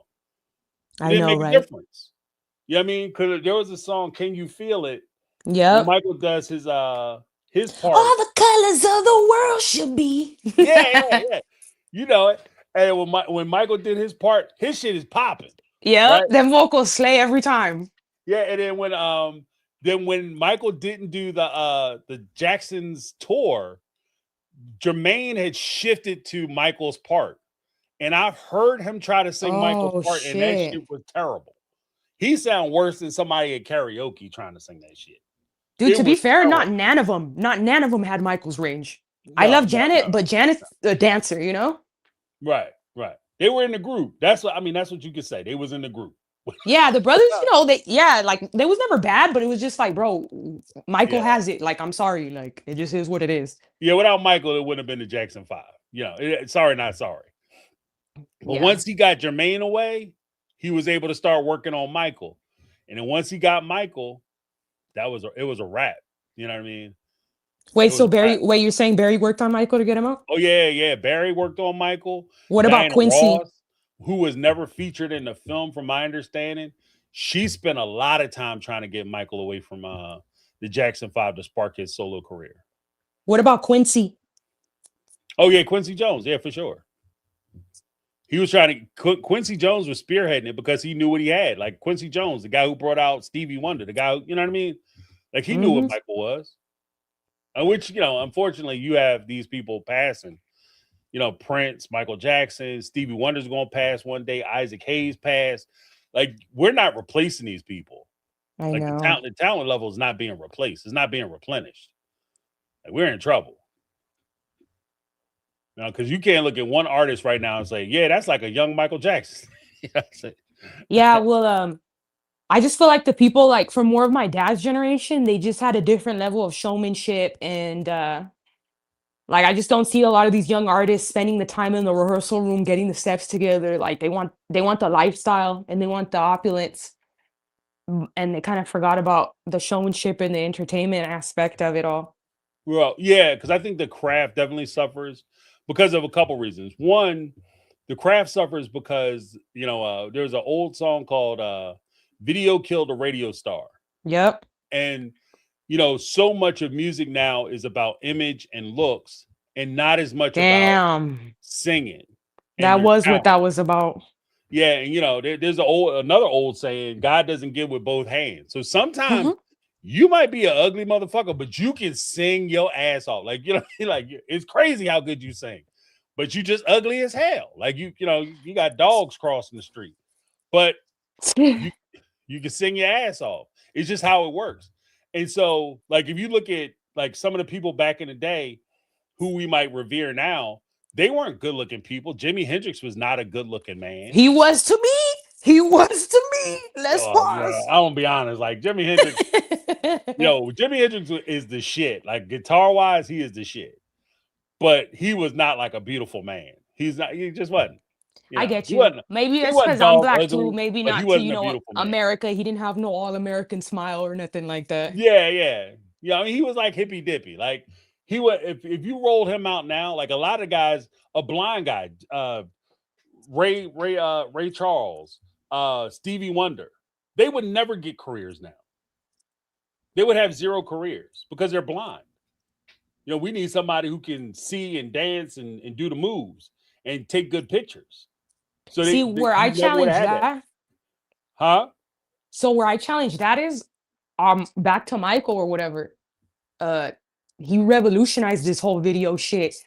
And he kind of made it requisite for these artists to create a artistic vision or execute sort of like a movie narrative along with their music, which enhanced it. Not only are you getting deep lyrics like in Billie Jean, but you have this mysterious atmosphere and these dark kind of undertones in the video that really are still moving. Right. Well, because Barry Gordy talked about it, and that goes to Michael Jackson's ability to write songs. Because the way he talked about Michael writing a song, he said he wrote songs like people construct or put together movies. Like there's always a storyline. There was always like drama. He understood drama. He understood tension. He understood pacing. Right? So you have that throughout. And when you look at like Michael Jackson, Quiet as It's Kept, when Off the Wall came out, that was the album before Thriller came out. When that record dropped, they struggled to get it onto the radio. And Off the Wall? Yeah. And then when Billie Jean came out, like you said, which pretty much set the tone of like Friday night videos and video shows, every video show that they were watching early on had a Michael Jackson song on, at least one or two Michael Jackson songs during the course of that half-hour program. But he had to fight tooth and nail to get his stuff on MTV Yeah. because they refused to play it because they didn't want to feature not to put it on it, but it is what it is. They didn't want to feature black artists. It definitely is what it is. Yeah. So he fought like a dog to get that. And once he did Motown 25, why is this kept? Once he did Motown 25 and he popped that damn moonwalk, game over. Mm-hmm. Game over. Like that's Michael whole shit changed on they brought out the Jackson 5, they did their little dance and shit. He said, and now I got the new hits. And he broke that Billie Jean down, son. It was a wrap. It was a wrap. Michael, at that point, Michael was king of pop. It was crazy. He became, Michael became the standard that night. Yes. But also, like I had challenged that point that you made, but also to like agree with the point that you made. Like Michael did break down those barriers and all that. But going back to Video Killed the Radio Star, he kind of did get a body dysmorphia. And we got to keep it real, like about his appearance and all that, and what the pressures of the industry played into that. No, absolutely. Well, I mean, you also have to this is what I say, like, categorically, when I say Jimi Hendrix was not a beautiful man, that's some people going crazy. He was gorgeous. That's how you, Wendy. But when it comes down to it, when I say that he's not a beautiful man, he's not the mainstream vision of what those artists were. And when Michael was competing and he was trying, because you got to remember, Michael Jackson's career started in the 60s. Right. And this is a time when, the laws had changed, but the people had not. And so during the 40s, 50s, and 60s, you could literally be a black artist, come out with a song and put it on your record. And the next week you have a cover of your song, word for word, note for note, done by white artists. And that song will go to number one. Yeah. Look how they did Frankie Lyman. Might create a little problem, a little tension in the chat. And I apologize for this up front. But artist is credited as the king of rock and roll. Elvis Presley, he did not write Hound Dog. He did not write. That was Mama Thornton, right? Artists had those songs out pressed in records, and he came out with his song. His song sold, those other artists' songs didn't. He's noted as being the person who wrote those songs, and he did not. That's what Michael was competing with. So when Michael had body dysmorphia and he started to transform himself, what he was trying to do was create an image what was more acceptable to people who he had been trying to pander to his entire career. Yes, thank you, James. And I've been thought that just because I'm a crazy Michael head and I was just like, just knowing him or whatever, I'm just like, dude, when he was performing, that's the real him. But he had to become a very non-threatening black man to work within the industry. He couldn't be Bobby Brown with it. Do you know what I mean? And I think that's why he took on like that higher pitch voice and had issues with his color, Right. Well, I mean, even his image, because if you talk to people who hung out with Michael, like legit people who hung out with Michael Jackson, was friends with him, they said that the whole idea that he was messing with kids was completely ridiculous because this dude was a dog. He was a dog. Like they said, because they used to say about Prince all the time. Like if you sit up here and call, Prince little fairy man and blah, blah, blah, you start criticizing sexuality, like leave your girl over Prince's house for a weekend. I know. You know what I mean? She get turned out like a t-shirt, right? And Michael was the same way. He just wasn't as straightforward with like Prince was. He wasn't walking around with the chaps with no ass in it. Michael was that guy, right? And part of that image was when you talk about him not being threatening, you can't be the guy who might be taking somebody's girl. When he showed up with Brooke Shields on a red carpet, they wanted to be able to say, oh, he's just friends with Brooke Shields. They don't want to hear that he might be knocking the bottoms out of Brooke Shields, what they consider at the time the most attractive woman in America. I know. You know what I mean? She down there getting tossed up. But you don't want to hear that shit. You know what I'm saying? So Michael had to play the role. And then you also get into, especially when you talk about like the talent deficit that the people have now, it's not just the fact that the artists have to be pretty, but you also have to make it more convenient for record companies to be able to duplicate, replicate, and if not replace artists when they decide that they don't want to pay them anymore. Because back in the day, you had an artist like Michael Jackson, Prince. Prince has hundreds and hundreds of unreleased tracks that he had in his vault. He could come out. Prince Right, came right, out with right. an album every year, 2-3 albums every year since he died, and he still had material out there because Right. he worked on that much stuff. Like, because he had the studio and shit in his house, he wrote everything, he played everything. He has music on top of music. And what the record company wanted to do is they wanted to strip away his ability, artist's ability to be able to create and orchestrate their own music, take that control away, and they wanted to make it more formulaic. That's why so much of the music now sounds just like every other song on the radio, because it's all formulaic, because that way I can replace you. Back in the day, when you heard a Prince song, you knew it was Prince within 3-4 Mm-hmm. notes. Michael Mm-hmm. Jackson song, same thing. Hayes, Teddy Pendergrass, Mm-hmm. you know, when you Al Green, when you heard the first 3 notes, you knew who music it was. The Maestro, you knew who music it was. You go to rock, Def Leppard, Guns N' Roses, Soundgarden, you knew whose music it was as soon as they voice hit. Now you gotta listen to like, who's this? Is this Lil Yachty or is this Mm-hmm. is it Big Pump? You know what I mean? Lil Pump. Like who we listening to? You know, because they all sound alike. And that's not just old man ears. That's just categorically what it is, because it's easier to replace you if you just like everybody else. If you're a carbon copy and not even a good copy of a thing, then you can be replaced. Yo, I like how Elizabeth Taylor always defended his ass and said, bro, I was there with him in the bed watching movies with him, with like, why y'all making it? How y'all making it? How y'all making it? Now, I'm And gonna keep it a also, buck. I think Michael was banging out Elizabeth Taylor too.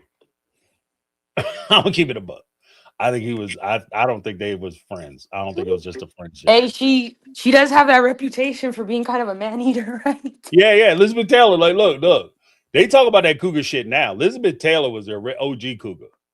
Elizabeth Taylor, don't sleep on Liz Taylor game, son. I'm telling you, Elizabeth Taylor was like, she was straight up. Like, she was her.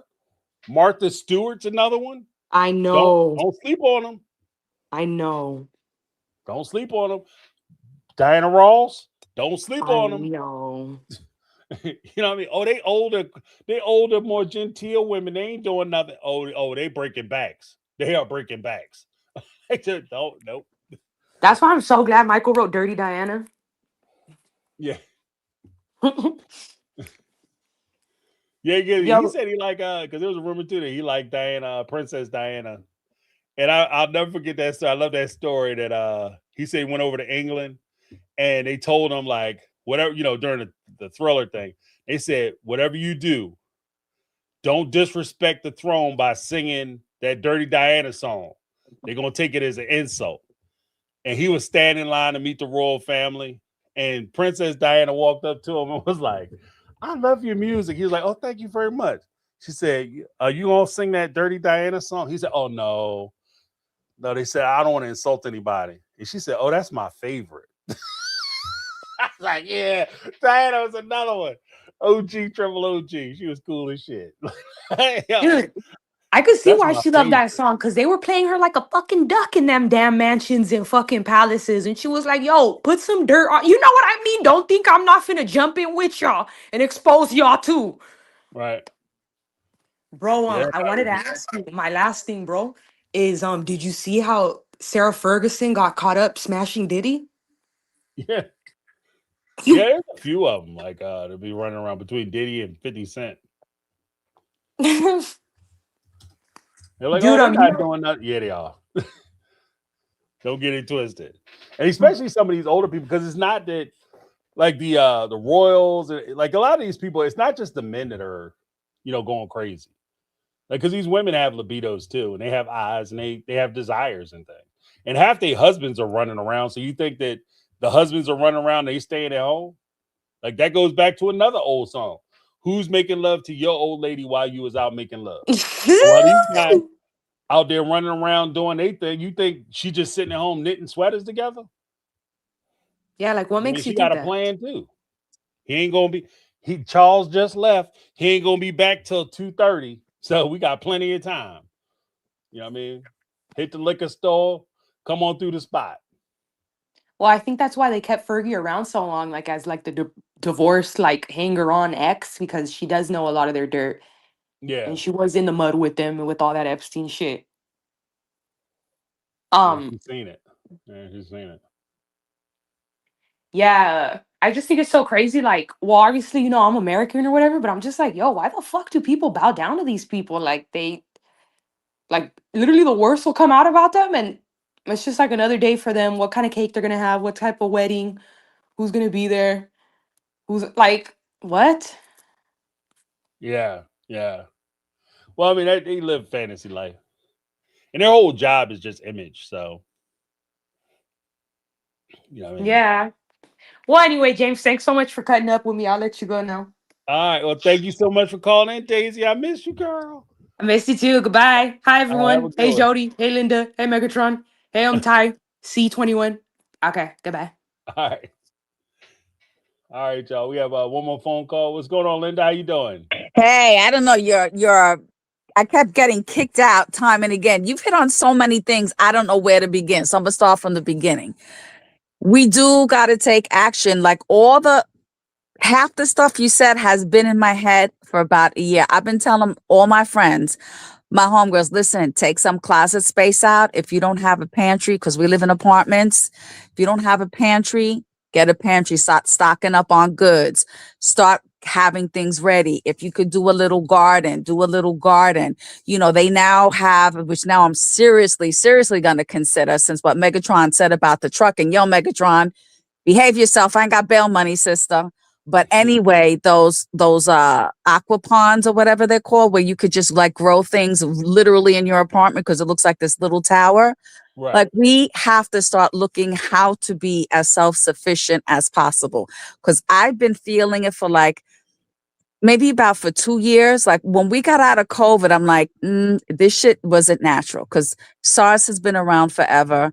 We know it was, they messed around with it in the labs and they just released it because they were looking to thin the herd. Let's be real. They're looking to thin the herd.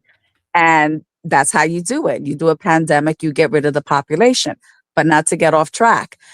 You got to be like on top of shit. So do that. Make sure you have, water. Just to try to at least try to have like a 3 to 6 month supply. Keep cash at home. And when you said, and it's like, I've been thinking about it and thinking about it. I'm like, listen, stop. Maybe because, I'm 64. I'm like, got to start looking at retirement. And I'm like, oh my God, I'm thinking like some of these crazy old ladies. But you just like kind of confirmed what I've been feeling, because I have been feeling like something is going to happen. And it's like, we're not getting the information that we should get. Like, I've looked through all the news. The only thing I get real news is if it's foreign, like Channel 13 or Channel 21, which is why, the Trump tried to stop funding for it. The I forgot what they're under now. PBS, the public broadcasting, so try to fund it, because they tell the truth. It's like, really, they're not taking sides. They're just putting the whole truth out there.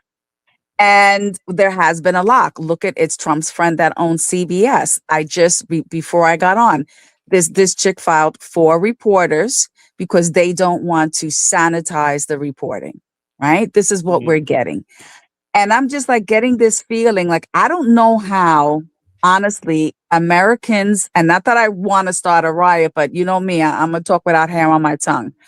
With everything that has been happening, because like I grew up like you, we're more or less the same age. We grew up in the 60s. We saw how people fought against police brutality. I don't see them fighting against. Like, I'm glad y'all are protesting, but I am shooketh that in places like Michigan, where, guns are allowed, or Florida, no one has really fought back. Right. And I think there's just like, I don't know if there's like a civil war brewing, because I think what's going to happen is going to be something of that nature, which is why Trump is empowering ICE. Like, ICE, they aren't real ICE agents. Those are the January 6th insurgents. And look at what he's trying to do. The bill he's trying to pass, a slush fund for them, because that's how everyone is getting rewarded with money. And he had another fake assassination attempt, which they barely covered on the news. They made these reporters sound, I don't know how you're a reporter and you don't know what gunfire sounds like, but okay. And it's like things are like brewing and brewing and brewing underneath. And it's the more I look at it, the more it reminds me of the history books I read, like when I was in high school and college, of, how unfair society was, the very rich and the very poor. And this is what they're moving towards recreating. It's going to be so hard to live. I mean, blew my mind when Megatron said that it was double to fill up her son's tank, like from Right. 1 month to the next practically. And no one is realizing it. And if we don't start taking action with the small things, right? So let's circle back to how you said things are mechanical. It's also the AI. They're trying to do that in the hospitals. They're trying to copy what we do. I code medical records. So they have Epic, which is an electronic medical record. And what they were trying to do is standardize operative reports, right? So operative reports used to be dictated and it would say, James, 50-year-old male, no comorbidities. He's here for a hernia operation, blah, blah, blah. So now the hernia operation is standardized on the different ways that it can be done. And they just insert the name. They don't even give me any of the patient's comorbidities. I have to go into the past medical record. And then I could see where when the doctor goes to sign the dictation, they've had to edit the note. And then they put it back in the system and the system is learning. So they're trying to phase out jobs. Now, if they're doing, and I work for a city hospital, so it just boggles my mind, and no one is really waking up to it. Sometimes I feel like I'm the crazy girl on the corner screaming that the house is on fire, and the only one who sees it is me. Right. So thank you for opening up with everything you did. Because no, my brother, you are not crazy. You are not going off the rails. It's just, I think it's our experience because we've lived it. It has happened to us. It happened to our parents and our grandparents, and those tales are still fresh in our head because Right. this new generation is like you don't know. I really got to control myself sometimes when I'm walking. Like I see people of all ages, they're walking and the face is in their phone, and there's that part of me like, I wish you fall on your freaking face because you're not aware of what's going on around you. Because to me, it's an analogy of how they're living their life. Like, how do you walk down 2-3 cities? What the hell are you looking at instead of looking where you're walking, where you're crossing and seeing around you? And I think it's just this, people are in their own little bubbles. And when those bubbles stop popping, it might be too late. Right. Well, I mean, I would even add to the your example of like how they did medical records. I remember when, again, this is just age speaking, but I remember when I'm old enough to remember when Mac machines, most machines, ATMs, or however you refer to it in your region or area, when they came online, right? Yep. And I remember people complaining about, oh, this is ridiculous. What they're going to do is they're going to get rid of the tellers, and everybody, nay, you wrong. Tellers always Nope. going to be there. You're always going to be able to walk into a bank. This is just going to Nope. be about convenience. Now we've reached a point in that same system where you are expected to do everything via not only ATM, but now you have to go into a computer in order for you to make any changes to your account. And if you do so happen to walk into a bank, they charge you for talking to somebody behind the counter. Ain't that some shit? Yes. You know, they charge you to talk about your money. And even with like if you call anywhere, any business now, how many times have you been sitting on the phone and you are directed to an automated system? Yep. You have a quick question, it could be answered in 5 minutes, but you have to go through all the press 1. If you want this, press 2, go through 3. And if you don't hear what I say, go back to star and all that bullshit. And it take you 30 minutes to get through a thing so you can ask a 2-minute question. You know what I mean? Absolutely. And I knew, and the automated phone system that kind of came out where they were getting away from customer service. Right. I was like 26 or 27, and it irritated me then, and it irritates me now because, like you said, I love getting up and I'd rather talk to the person. So I had signed up for some classes, and I was gonna call, and it gave me the option. of a real person or computer. I'm like, give me a real person. And it went through one prompt and another. I'm like, these motherfuckers fooled me. And when someone got on the phone, I'm like, are you real or are you a computer voice? Because now you're interacting with a computer, and unless you don't unless you're not really paying attention, you don't realize you're not talking to a real person. Right. And he's like, no, I'm real. Okay. But it started with the automated, because people wanted to do 24 hours. It started, and I knew, and even my grandmother said, this doesn't look good. This doesn't look good. And she remembered that I had to read 1984. So I was reading that for school. And sometimes she'd grab some of the books that we were assigned reading, and she would read. And, my grandmother was like the censor. Okay. She was a censor worse than ABC, CBS, and NBC combined when we used to have networks. And she read it, and she said, this person might be right, because now, she had called to try to find out some information and was frustrated as hell because it wasn't a real person. And even though she knew English was still a second language. And she's like, wait a minute. When I got home from school, I need you to dial this number, and you need to tell me what you hear. I'm like, oh my goodness. I'm like, oh, it's a computer. It's not a real person. And she's like, okay, because I thought I was losing my mind. But it started with that. So so there's a lot of things going on. Like, one thing we got to be really aware of are these freaking data centers that they want to put up. I don't understand this fascination with data centers. We don't really need them. But we really need them because of the change to go to AI, where there's going to be no jobs for anybody. And that's really what's going to kill the middle class. So again, we spoke about it Tuesday. Watch your votes. You need to call your senators, your Congress people, everybody. As much as we can put the kibosh on this, it might be fighting a losing battle, but we might win some of these skirmishes. We might even win some of these wars. But these data centers are really, if the war hasn't woken up people, if our political craziness hasn't woken up, it might be the data centers, because the data centers are going to be a strain on our natural resources. The water supply alone that it's going to take to run this is going to leave us like Detroit with mud coming out of the waters, lead coming out of the waters. Matter of fact, I had seen something. I have to investigate to see if it's true. Ellen Brockovich has come out of the woodwork. So I don't know if you all remember Erin Brockovich. She's now trying to start this big grassroots effort and start this coalition so we could start fighting it. So I have to do a little more investigation to see if it's legit. So she's the one who brought all those cases about the tainted water that caused cancers in a lot of communities. She was following this one company. For those, I can't remember the name of the movie, for those of you who might be interested. James, you remember the name of the movie? Yeah, it was it starred The Pretty Woman. Okay, so was it named Erin Brockovich? The name was I think the name of the movie was.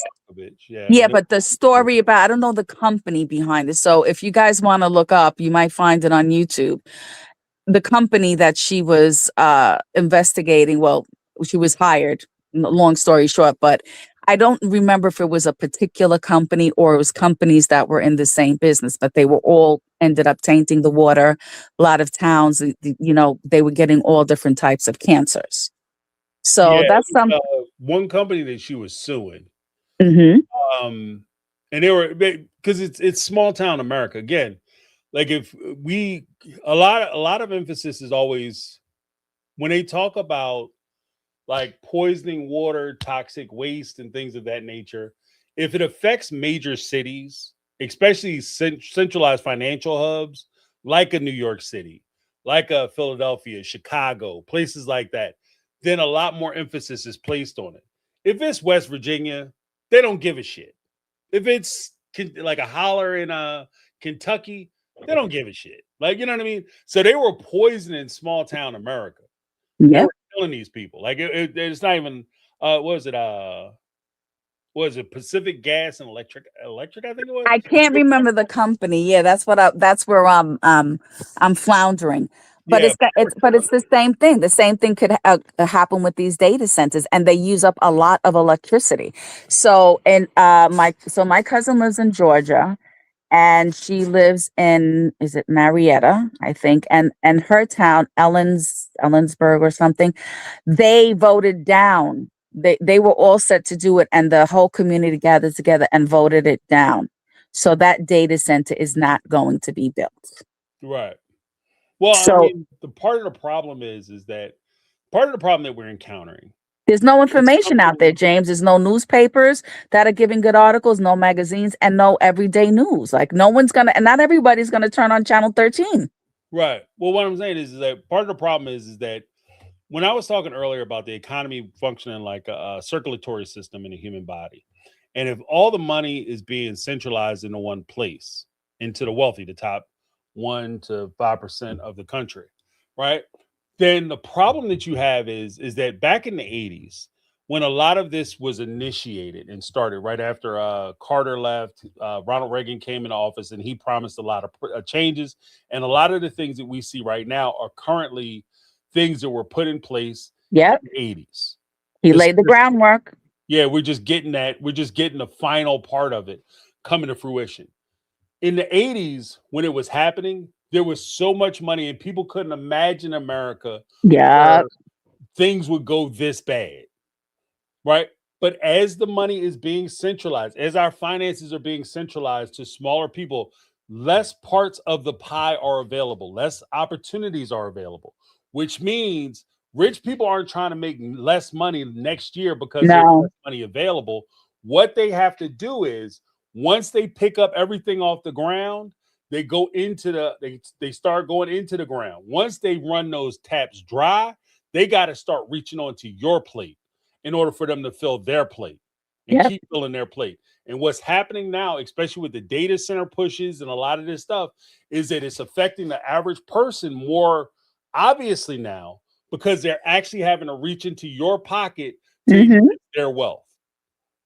You know what I mean? Yeah. And that's why so much of it is just so crazy. Like, I can't believe this is happening. Why are they pushing data centers? Because with the, like you said, with the cost of energy as high as it is now, if you put a data center in your area, that It's gonna you're gonna wipe get out. taxed You're gonna have 13 times, blackouts. and your energy costs are going to shoot through the roof.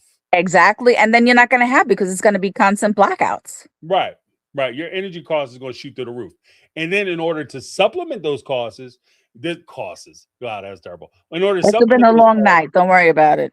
yeah, it kind of goes back to what I was saying before about rich people having to pay more because they get a better benefit.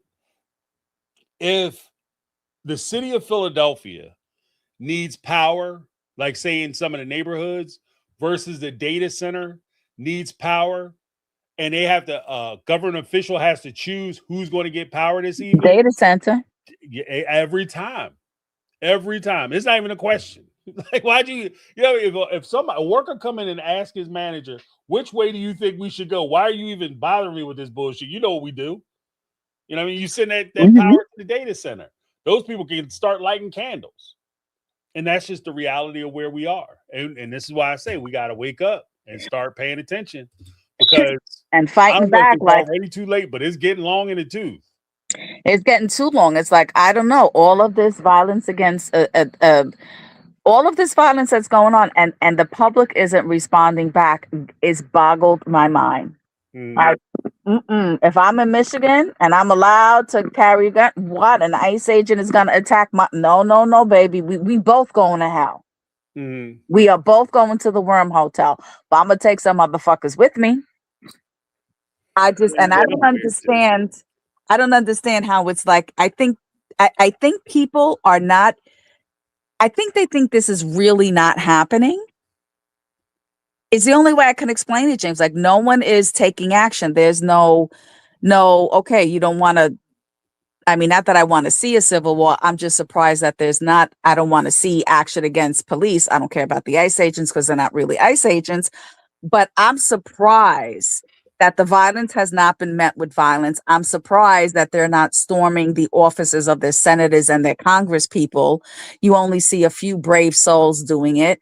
No one is demanding to find out what the truth is. They just don't realize that one of our so-called allies is running this nation.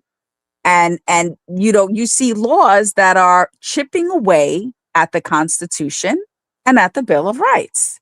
Right. How does someone get fired because they said, well, Charlie Kirk died the way he lived? And now I'm reading about all of this money that has to be paid to these people. The lawsuits that are going on. It should have never happened in the first place.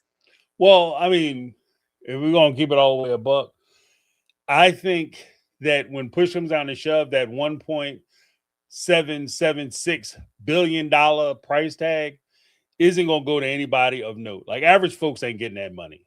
They're gonna blame them just like they do with the tax cuts. Oh, we're gonna get his tax cut, and the average American gonna get a big tax cut, and they're gonna have all this money. Man, Y'all getting not shit. getting a tax cut. Trump and his friends are gonna take that money.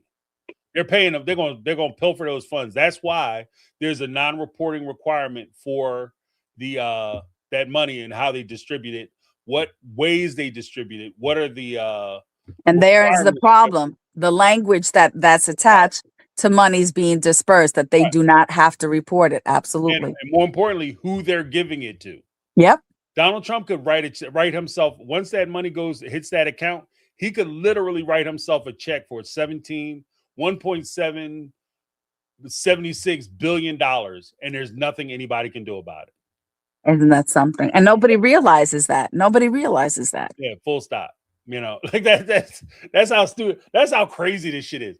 And ironically, by the same people who brought you Doge, Department Yeah. of Government Efficiency are on a precipice of doing the most inefficient thing humanly possible when it comes to our money. But even to your point, like I would say that, it's discouraging because it's not even that I expect people to pick up guns or firearms when you could simply pick up a ballot. Like these people are like, you're at a position where they're doing such outrageous things. If you simply went down and you started cleaning out state houses and you started cleaning out congressional and senatorial seats, their perspective would change. The problem that I think is going on is that people were lullabied into sleeping and thinking because things were a way, they were brought up thinking that things happen a certain way. They were told Exactly. that, the government is this way and it's always been this way. And even slavery, there were always people who never liked slavery. And that was a small percentage of people who supported slavery. And that's how we want to change the books. And you lullaby yourself into sleeping and thinking that shit, because it's one way, it's always going to be that way. Abortion is one thing. Roe v. Wade, okay, it's been around since the 70s and it's always going to be around. It's been law for 50 years. Yeah. They're never going to change it. First thing they do, they change it. Now everybody's surprised. The Voting Rights Act, that's been around since 1968. Look at how they're railroading that. Because we don't need it. First thing they do, they get in there and fucking change it. They could roll back Jim Crow laws. Exactly. That's only about 50 years old. I am the first generation, literally the first generation in my family who was born a full-fledged American citizen with all the rights thereof. Like my parents were in their mid-20s. You know what I mean? When we're in their 20s when the Voting Rights Act passed, or the Yeah. Rights Act passed. And I'm talking about because I had family members who knew and were affiliated with the Young Lords, and we fought back. Where are the Young Lords of today? Where are the Black Panthers of today? Like, what the hell is going on? Like, Well, no one is really making any impact. I'm like hearing a lot of chatter, but there's no impact because the people aren't even supporting them. Well, because if you look at it, what has happened was you had the decentralization of a lot of these organizations, which is smart because that way when you kill a man, you don't kill a movement. Exactly. That was one of the struggles that they had, especially in the 60s. Like so much was put on Martin and Malcolm and this person and that person, JFK. Then when you kill that person, you kill the movement. So we decentralized a lot of it. But part of that too is the retelling and rebranding of, especially with the influx of social media and a lot of that influence, you have news organizations and people who will tell you who your leaders are. So instead of the people picking their leaders, like I'm going to join the Black Panther movement or I'm going to join the Lords or whoever, instead of me joining those organizations, I'm told that this person represents this this group of people. We're not picking our people anymore. And even when they do pick our people, what's the first thing they did? Like during BLM and everywhere else. Oh, they tell you how to protest. How the fuck you gonna tell me how to Really, how to do for civil real. rights cards? How you gonna tell me how to protest? And then my favorite part is even during BLM, they would sit there and say, like, oh, Martin Luther King would never approve of this. You talk about the guy who used to have dogs sicked on him? Really. He wouldn't approve. He approves police brutality. He's sitting there saying Blue Lives Matter. Are you crazy? Mm-mm. Yeah, They it tell you was how to so funny. protest. I And had so to they be basically water down your responses to everything. exactly. So anything you do is always out of step with how they feel like is appropriate for you to respond.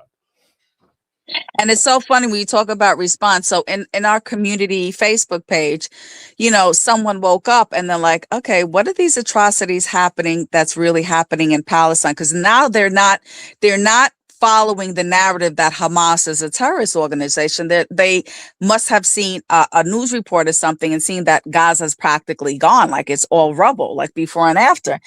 And he kind of woke up and he's putting things, and then I'm seeing people defend it.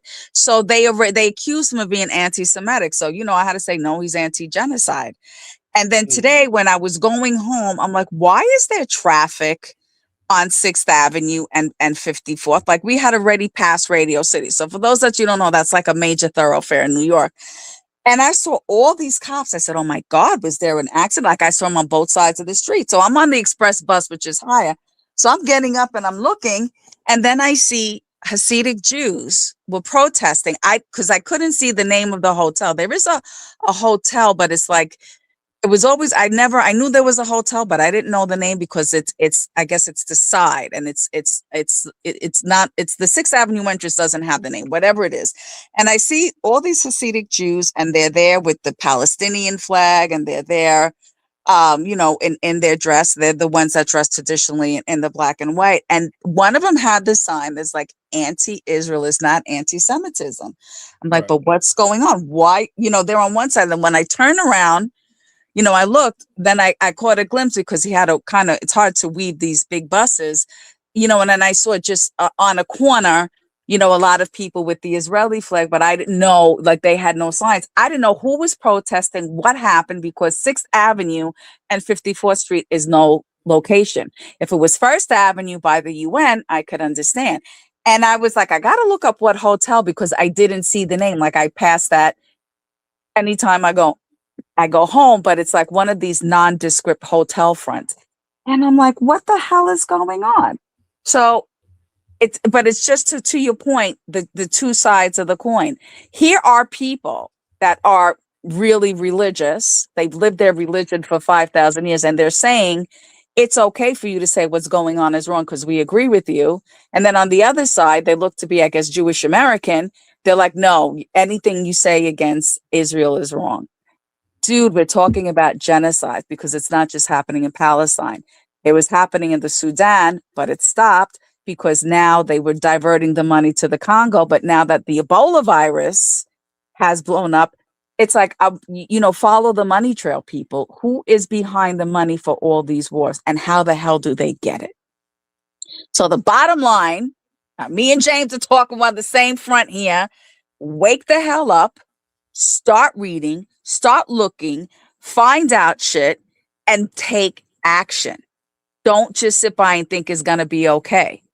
You know, when James was talking about how the housing market crashed, that's why Washington Mutual is no more, because they were one of the banks that were giving everybody mortgage monies without checking to see if you could pay.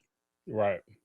And the crazy part about that is that the same people who will sit there and tell you that if you make financial mistakes, you make a bad decision, you screw the wrong person to have a baby, and you looking for help or handouts, they tell you that you got to pull yourself up by your bootstraps. I was around during the housing crisis. I was around during the tech crash. I am telling you that when the shit hit the fan, none of these billionaires was trying to pull themselves up by their fucking bootstraps. No. You know what I mean? They got bailouts. They do. They get bailouts. They do. And I remember talking to I'm not gonna holler nobody name out. I remember talking to a member who needed financial help, and they were saying that they didn't want to take any handouts from the government, and they didn't want to be a a pox or a weight or a burden on society.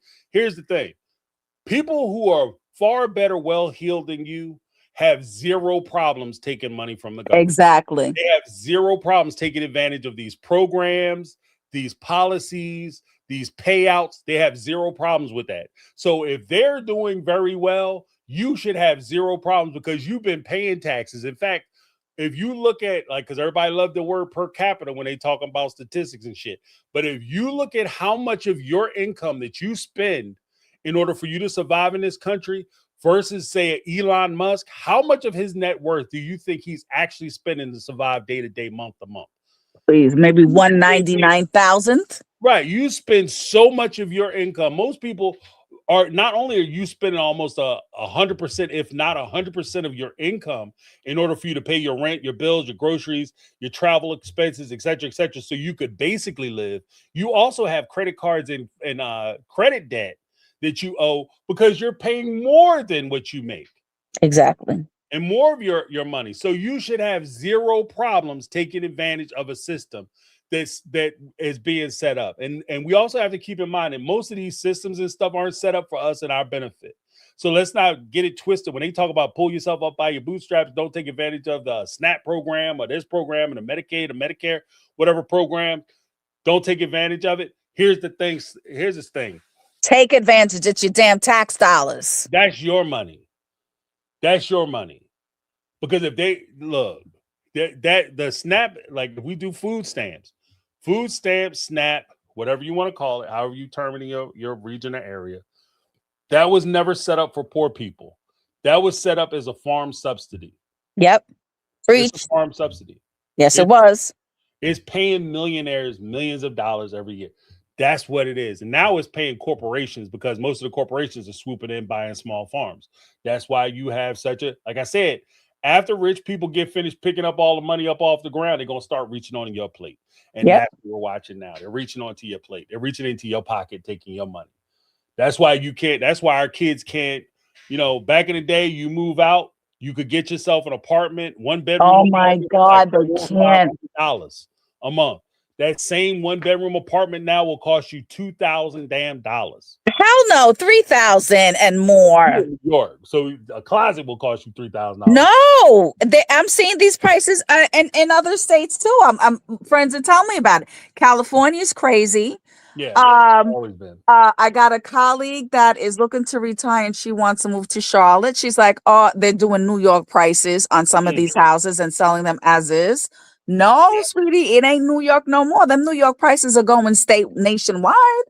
Well, because that's also part of the problem too, is because you have corporations which are purchasing small homes or individual homes. Whereas before, if I was going to buy a house, I'm competing with my neighbor to buy the house. Now I'm competing with banks to buy that same house. Exactly. Deeper pockets. You know what I mean?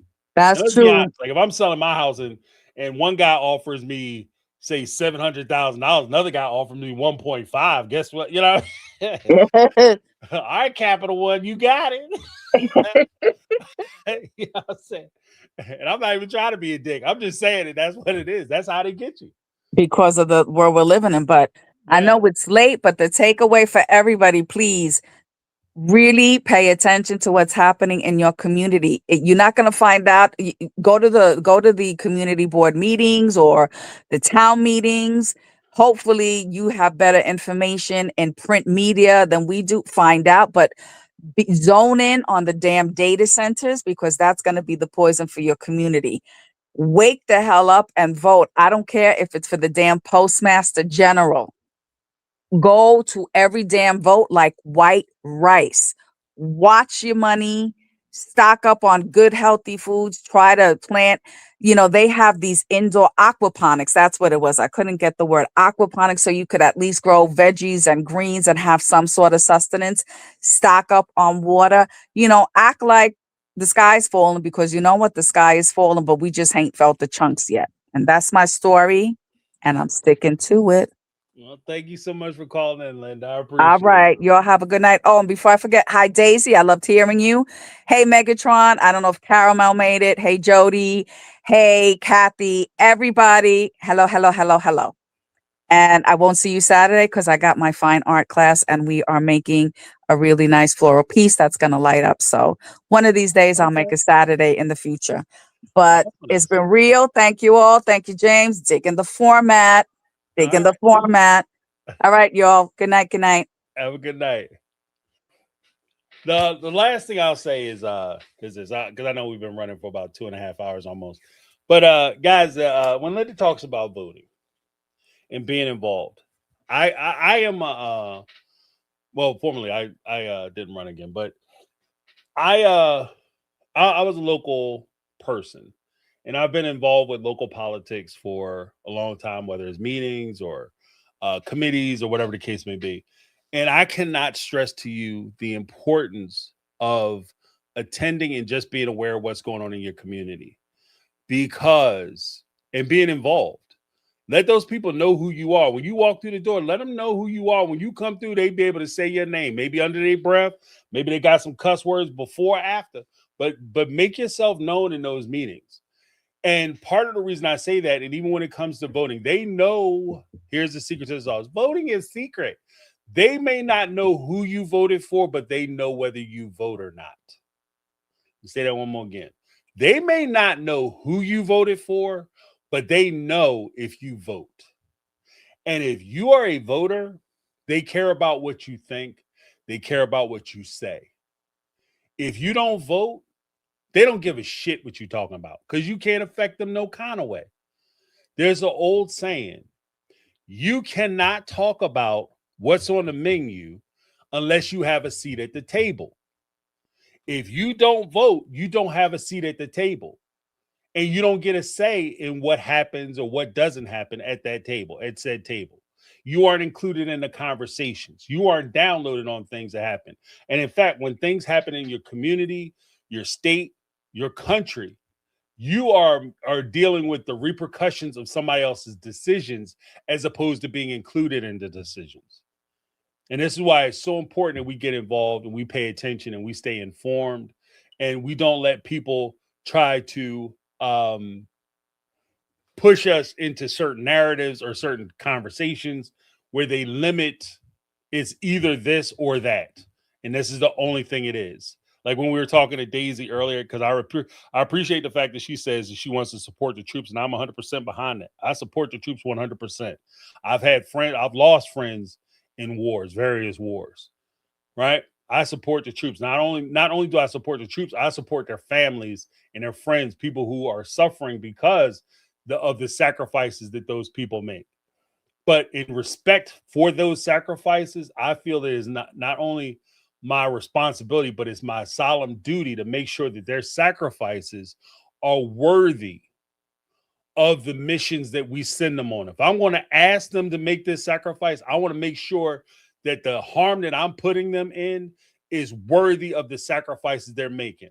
I refuse to sit here and pretend like me going out making BP a bunch of money like we did in gas companies a bunch of money like we did in the 2 times we went to Iraq and we went to Afghanistan, et cetera, et cetera, et cetera, that somehow we bring in freedom and we support the troops as long as I'm supporting these guys getting fatter bank accounts. That's not me supporting the troops. If anything, that's disrespectful. And what makes it worse is when we sit here and say that we're supporting the troops, we're going to support these war efforts. And when the people go away to fight and they go away to make those sacrifices, we turn around and when they come home, we don't have anything in place for them. We not only did during a big, beautiful bill, we could talk about like the cuts that have been made to social programs, but can we talk a little bit about the cuts they made to the VA hospitals? Can we talk about the cuts that they made to the doctors and the nursing staffs that do those hospitals? We already had a problem with the lines and the waiting and the people being able to get in and see veterans, people who have served our country, made those sacrifices. They were already having problems with scheduling. Can we talk about the administrative cuts that they've made at the VA? If we want to talk about sacrifices and how important it is to support the troops, let's stop supporting the troops going away to war, and let's start supporting the troops once they come home from war.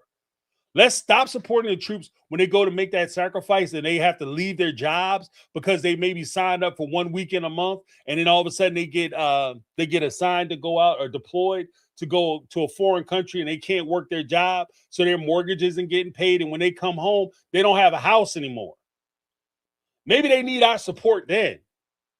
Because during the housing crisis, when we were in Afghanistan and Iraq, and we had people overseas fighting those wars, and we were all wearing our yellow flags and the yellow ribbons to support the troops, you had troops who were overseas, couldn't pay their wives and shit, and their kids couldn't pay their bills, and they come home and they had their houses taken.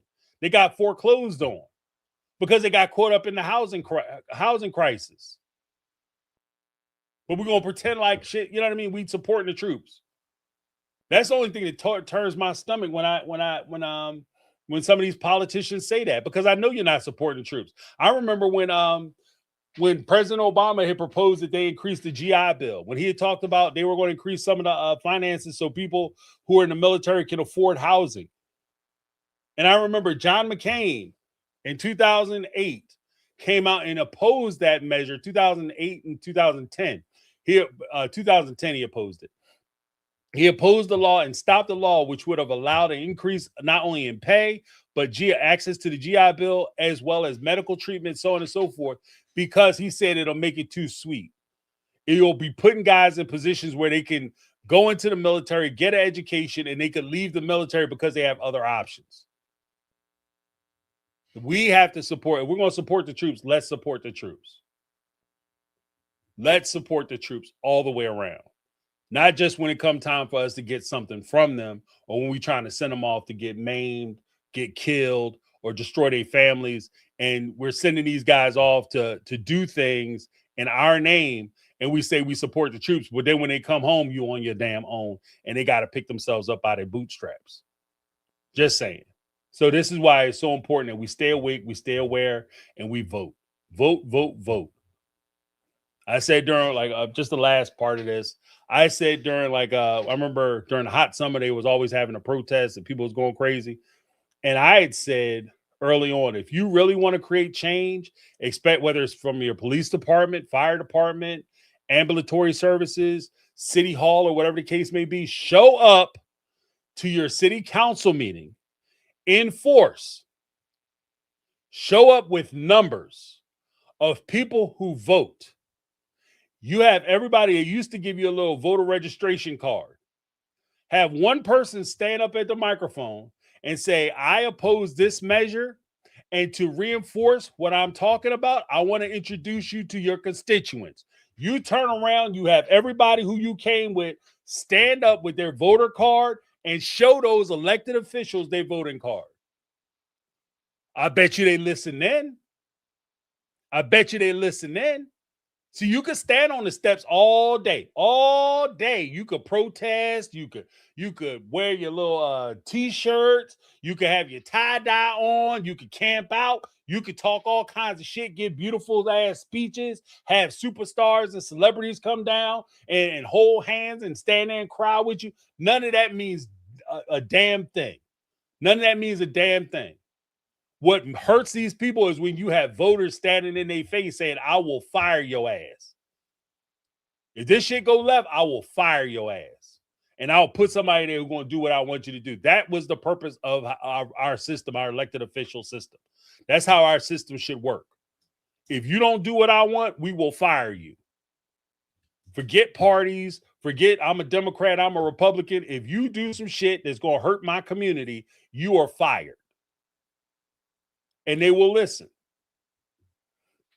You know, when they don't listen, when you having a protest out front and they go to their meeting and that meeting room is empty, when they show up to that meeting room and there's two people, the old guy who's always there and he pays attention, and then you have the young lady who's very excited, very, animated about the stuff, very passionate about the stuff, but there's nobody else in that meeting room. They don't give a shit what you talking about on the steps.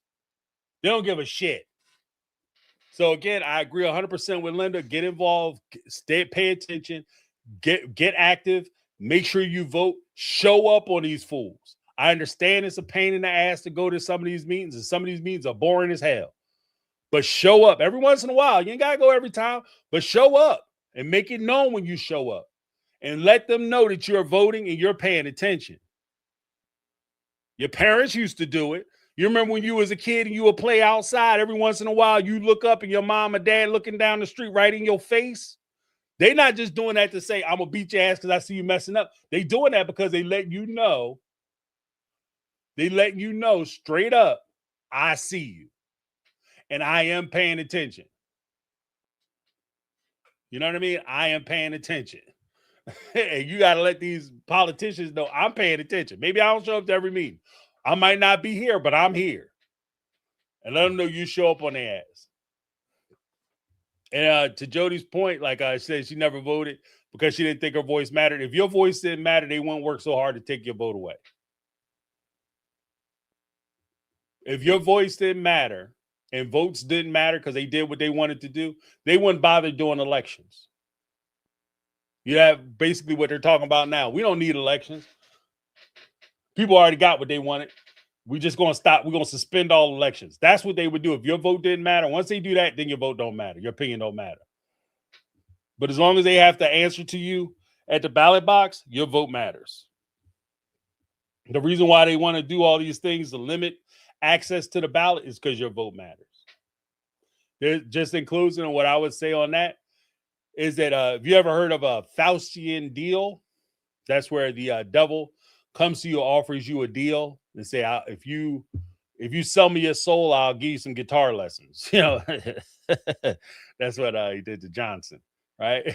Meet me at the crossroads. If you sell me your soul, I'll make you the king of East Jabip, whatever, right? I always said this. I've always held this principle. If you meet the devil and the devil say to you, I will give you XYZ if you give me your soul. You look him in the face, you say, thank you very much, and you run for the hills. Why? Because the devil don't buy nothing he don't have. He already has. If the devil already had your soul, he ain't offering you shit for it. He ain't gonna offer you nothing for it. If he already got you, why are he gonna offer you? I'm gonna go through the trouble of making you king or popular or famous or rich or whatever. I already got you. I ain't gotta buy you. I already got you. So I'm confirming by me meeting with you, I'm confirming that I need you. And not only do I need you, I want you and I gotta have you. So I'm willing to go through the trouble of giving you this thing that I need to give you so that I can get what I want. If politicians didn't think your voice mattered, they wouldn't work so hard to shut you up. If they didn't think your vote mattered, they wouldn't work so hard to make sure that you couldn't vote. Why don't we have election holidays where everybody is all for election days? Why do we only have one day to vote? You got to get there between the hours of 7 in the morning, 8 o'clock, some jurisdictions, and they close at 8 o'clock at night. You only got 12 hours to vote? Why? Everything done by the computer now. Everything got to be solved and settled and counted within 24 hours, or don't count it. People lose their fucking minds. Why can't they? If they're so worried about fraud, why do you give yourself such a short, narrow window for people to be able to vote? You could create a week or a month of voting where you could go back in your system and verify every vote if that's what you wanted to do. You wanted to cancel fraud. You don't have to check IDs. You could go back and investigate and verify every vote that's cast at a polling place if you have enough time. We have the systems to do it. But like the Bionic Man said, we have the technology. If that's what they were really worried about. What they're worried about is the number of people showing up. Simple as that.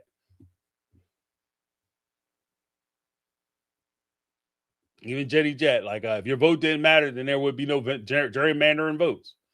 Right. Like I said, they wouldn't work so hard to try to strip your vote or lessen your vote or discount your vote. Your voice matters. And we talk all the time, like I'm going to let you guys go, but we talk all the time about these relationships and how these women and sister wives, the Brown family, needed to find their voices and speak up for themselves. Cody's most powerful tool in his arsenal was teaching these women that whatever they said didn't matter. Their opinions didn't matter. Their voices didn't matter. Whatever they think didn't matter. And once he convinced them of that, he could do whatever he wanted to do to them. Whatever fool-ass plan he had, they went along with it because they didn't think they mattered. and politicians do the same thing to us. That's my take. I'm James. This has been my take on reality. I appreciate you guys hanging out with me, having a conversation with me. Thanks so much for calling in. Thanks for those who listened. Thanks for those who hung out this long. I appreciate you. Have a great night. That's my take, and I'm out.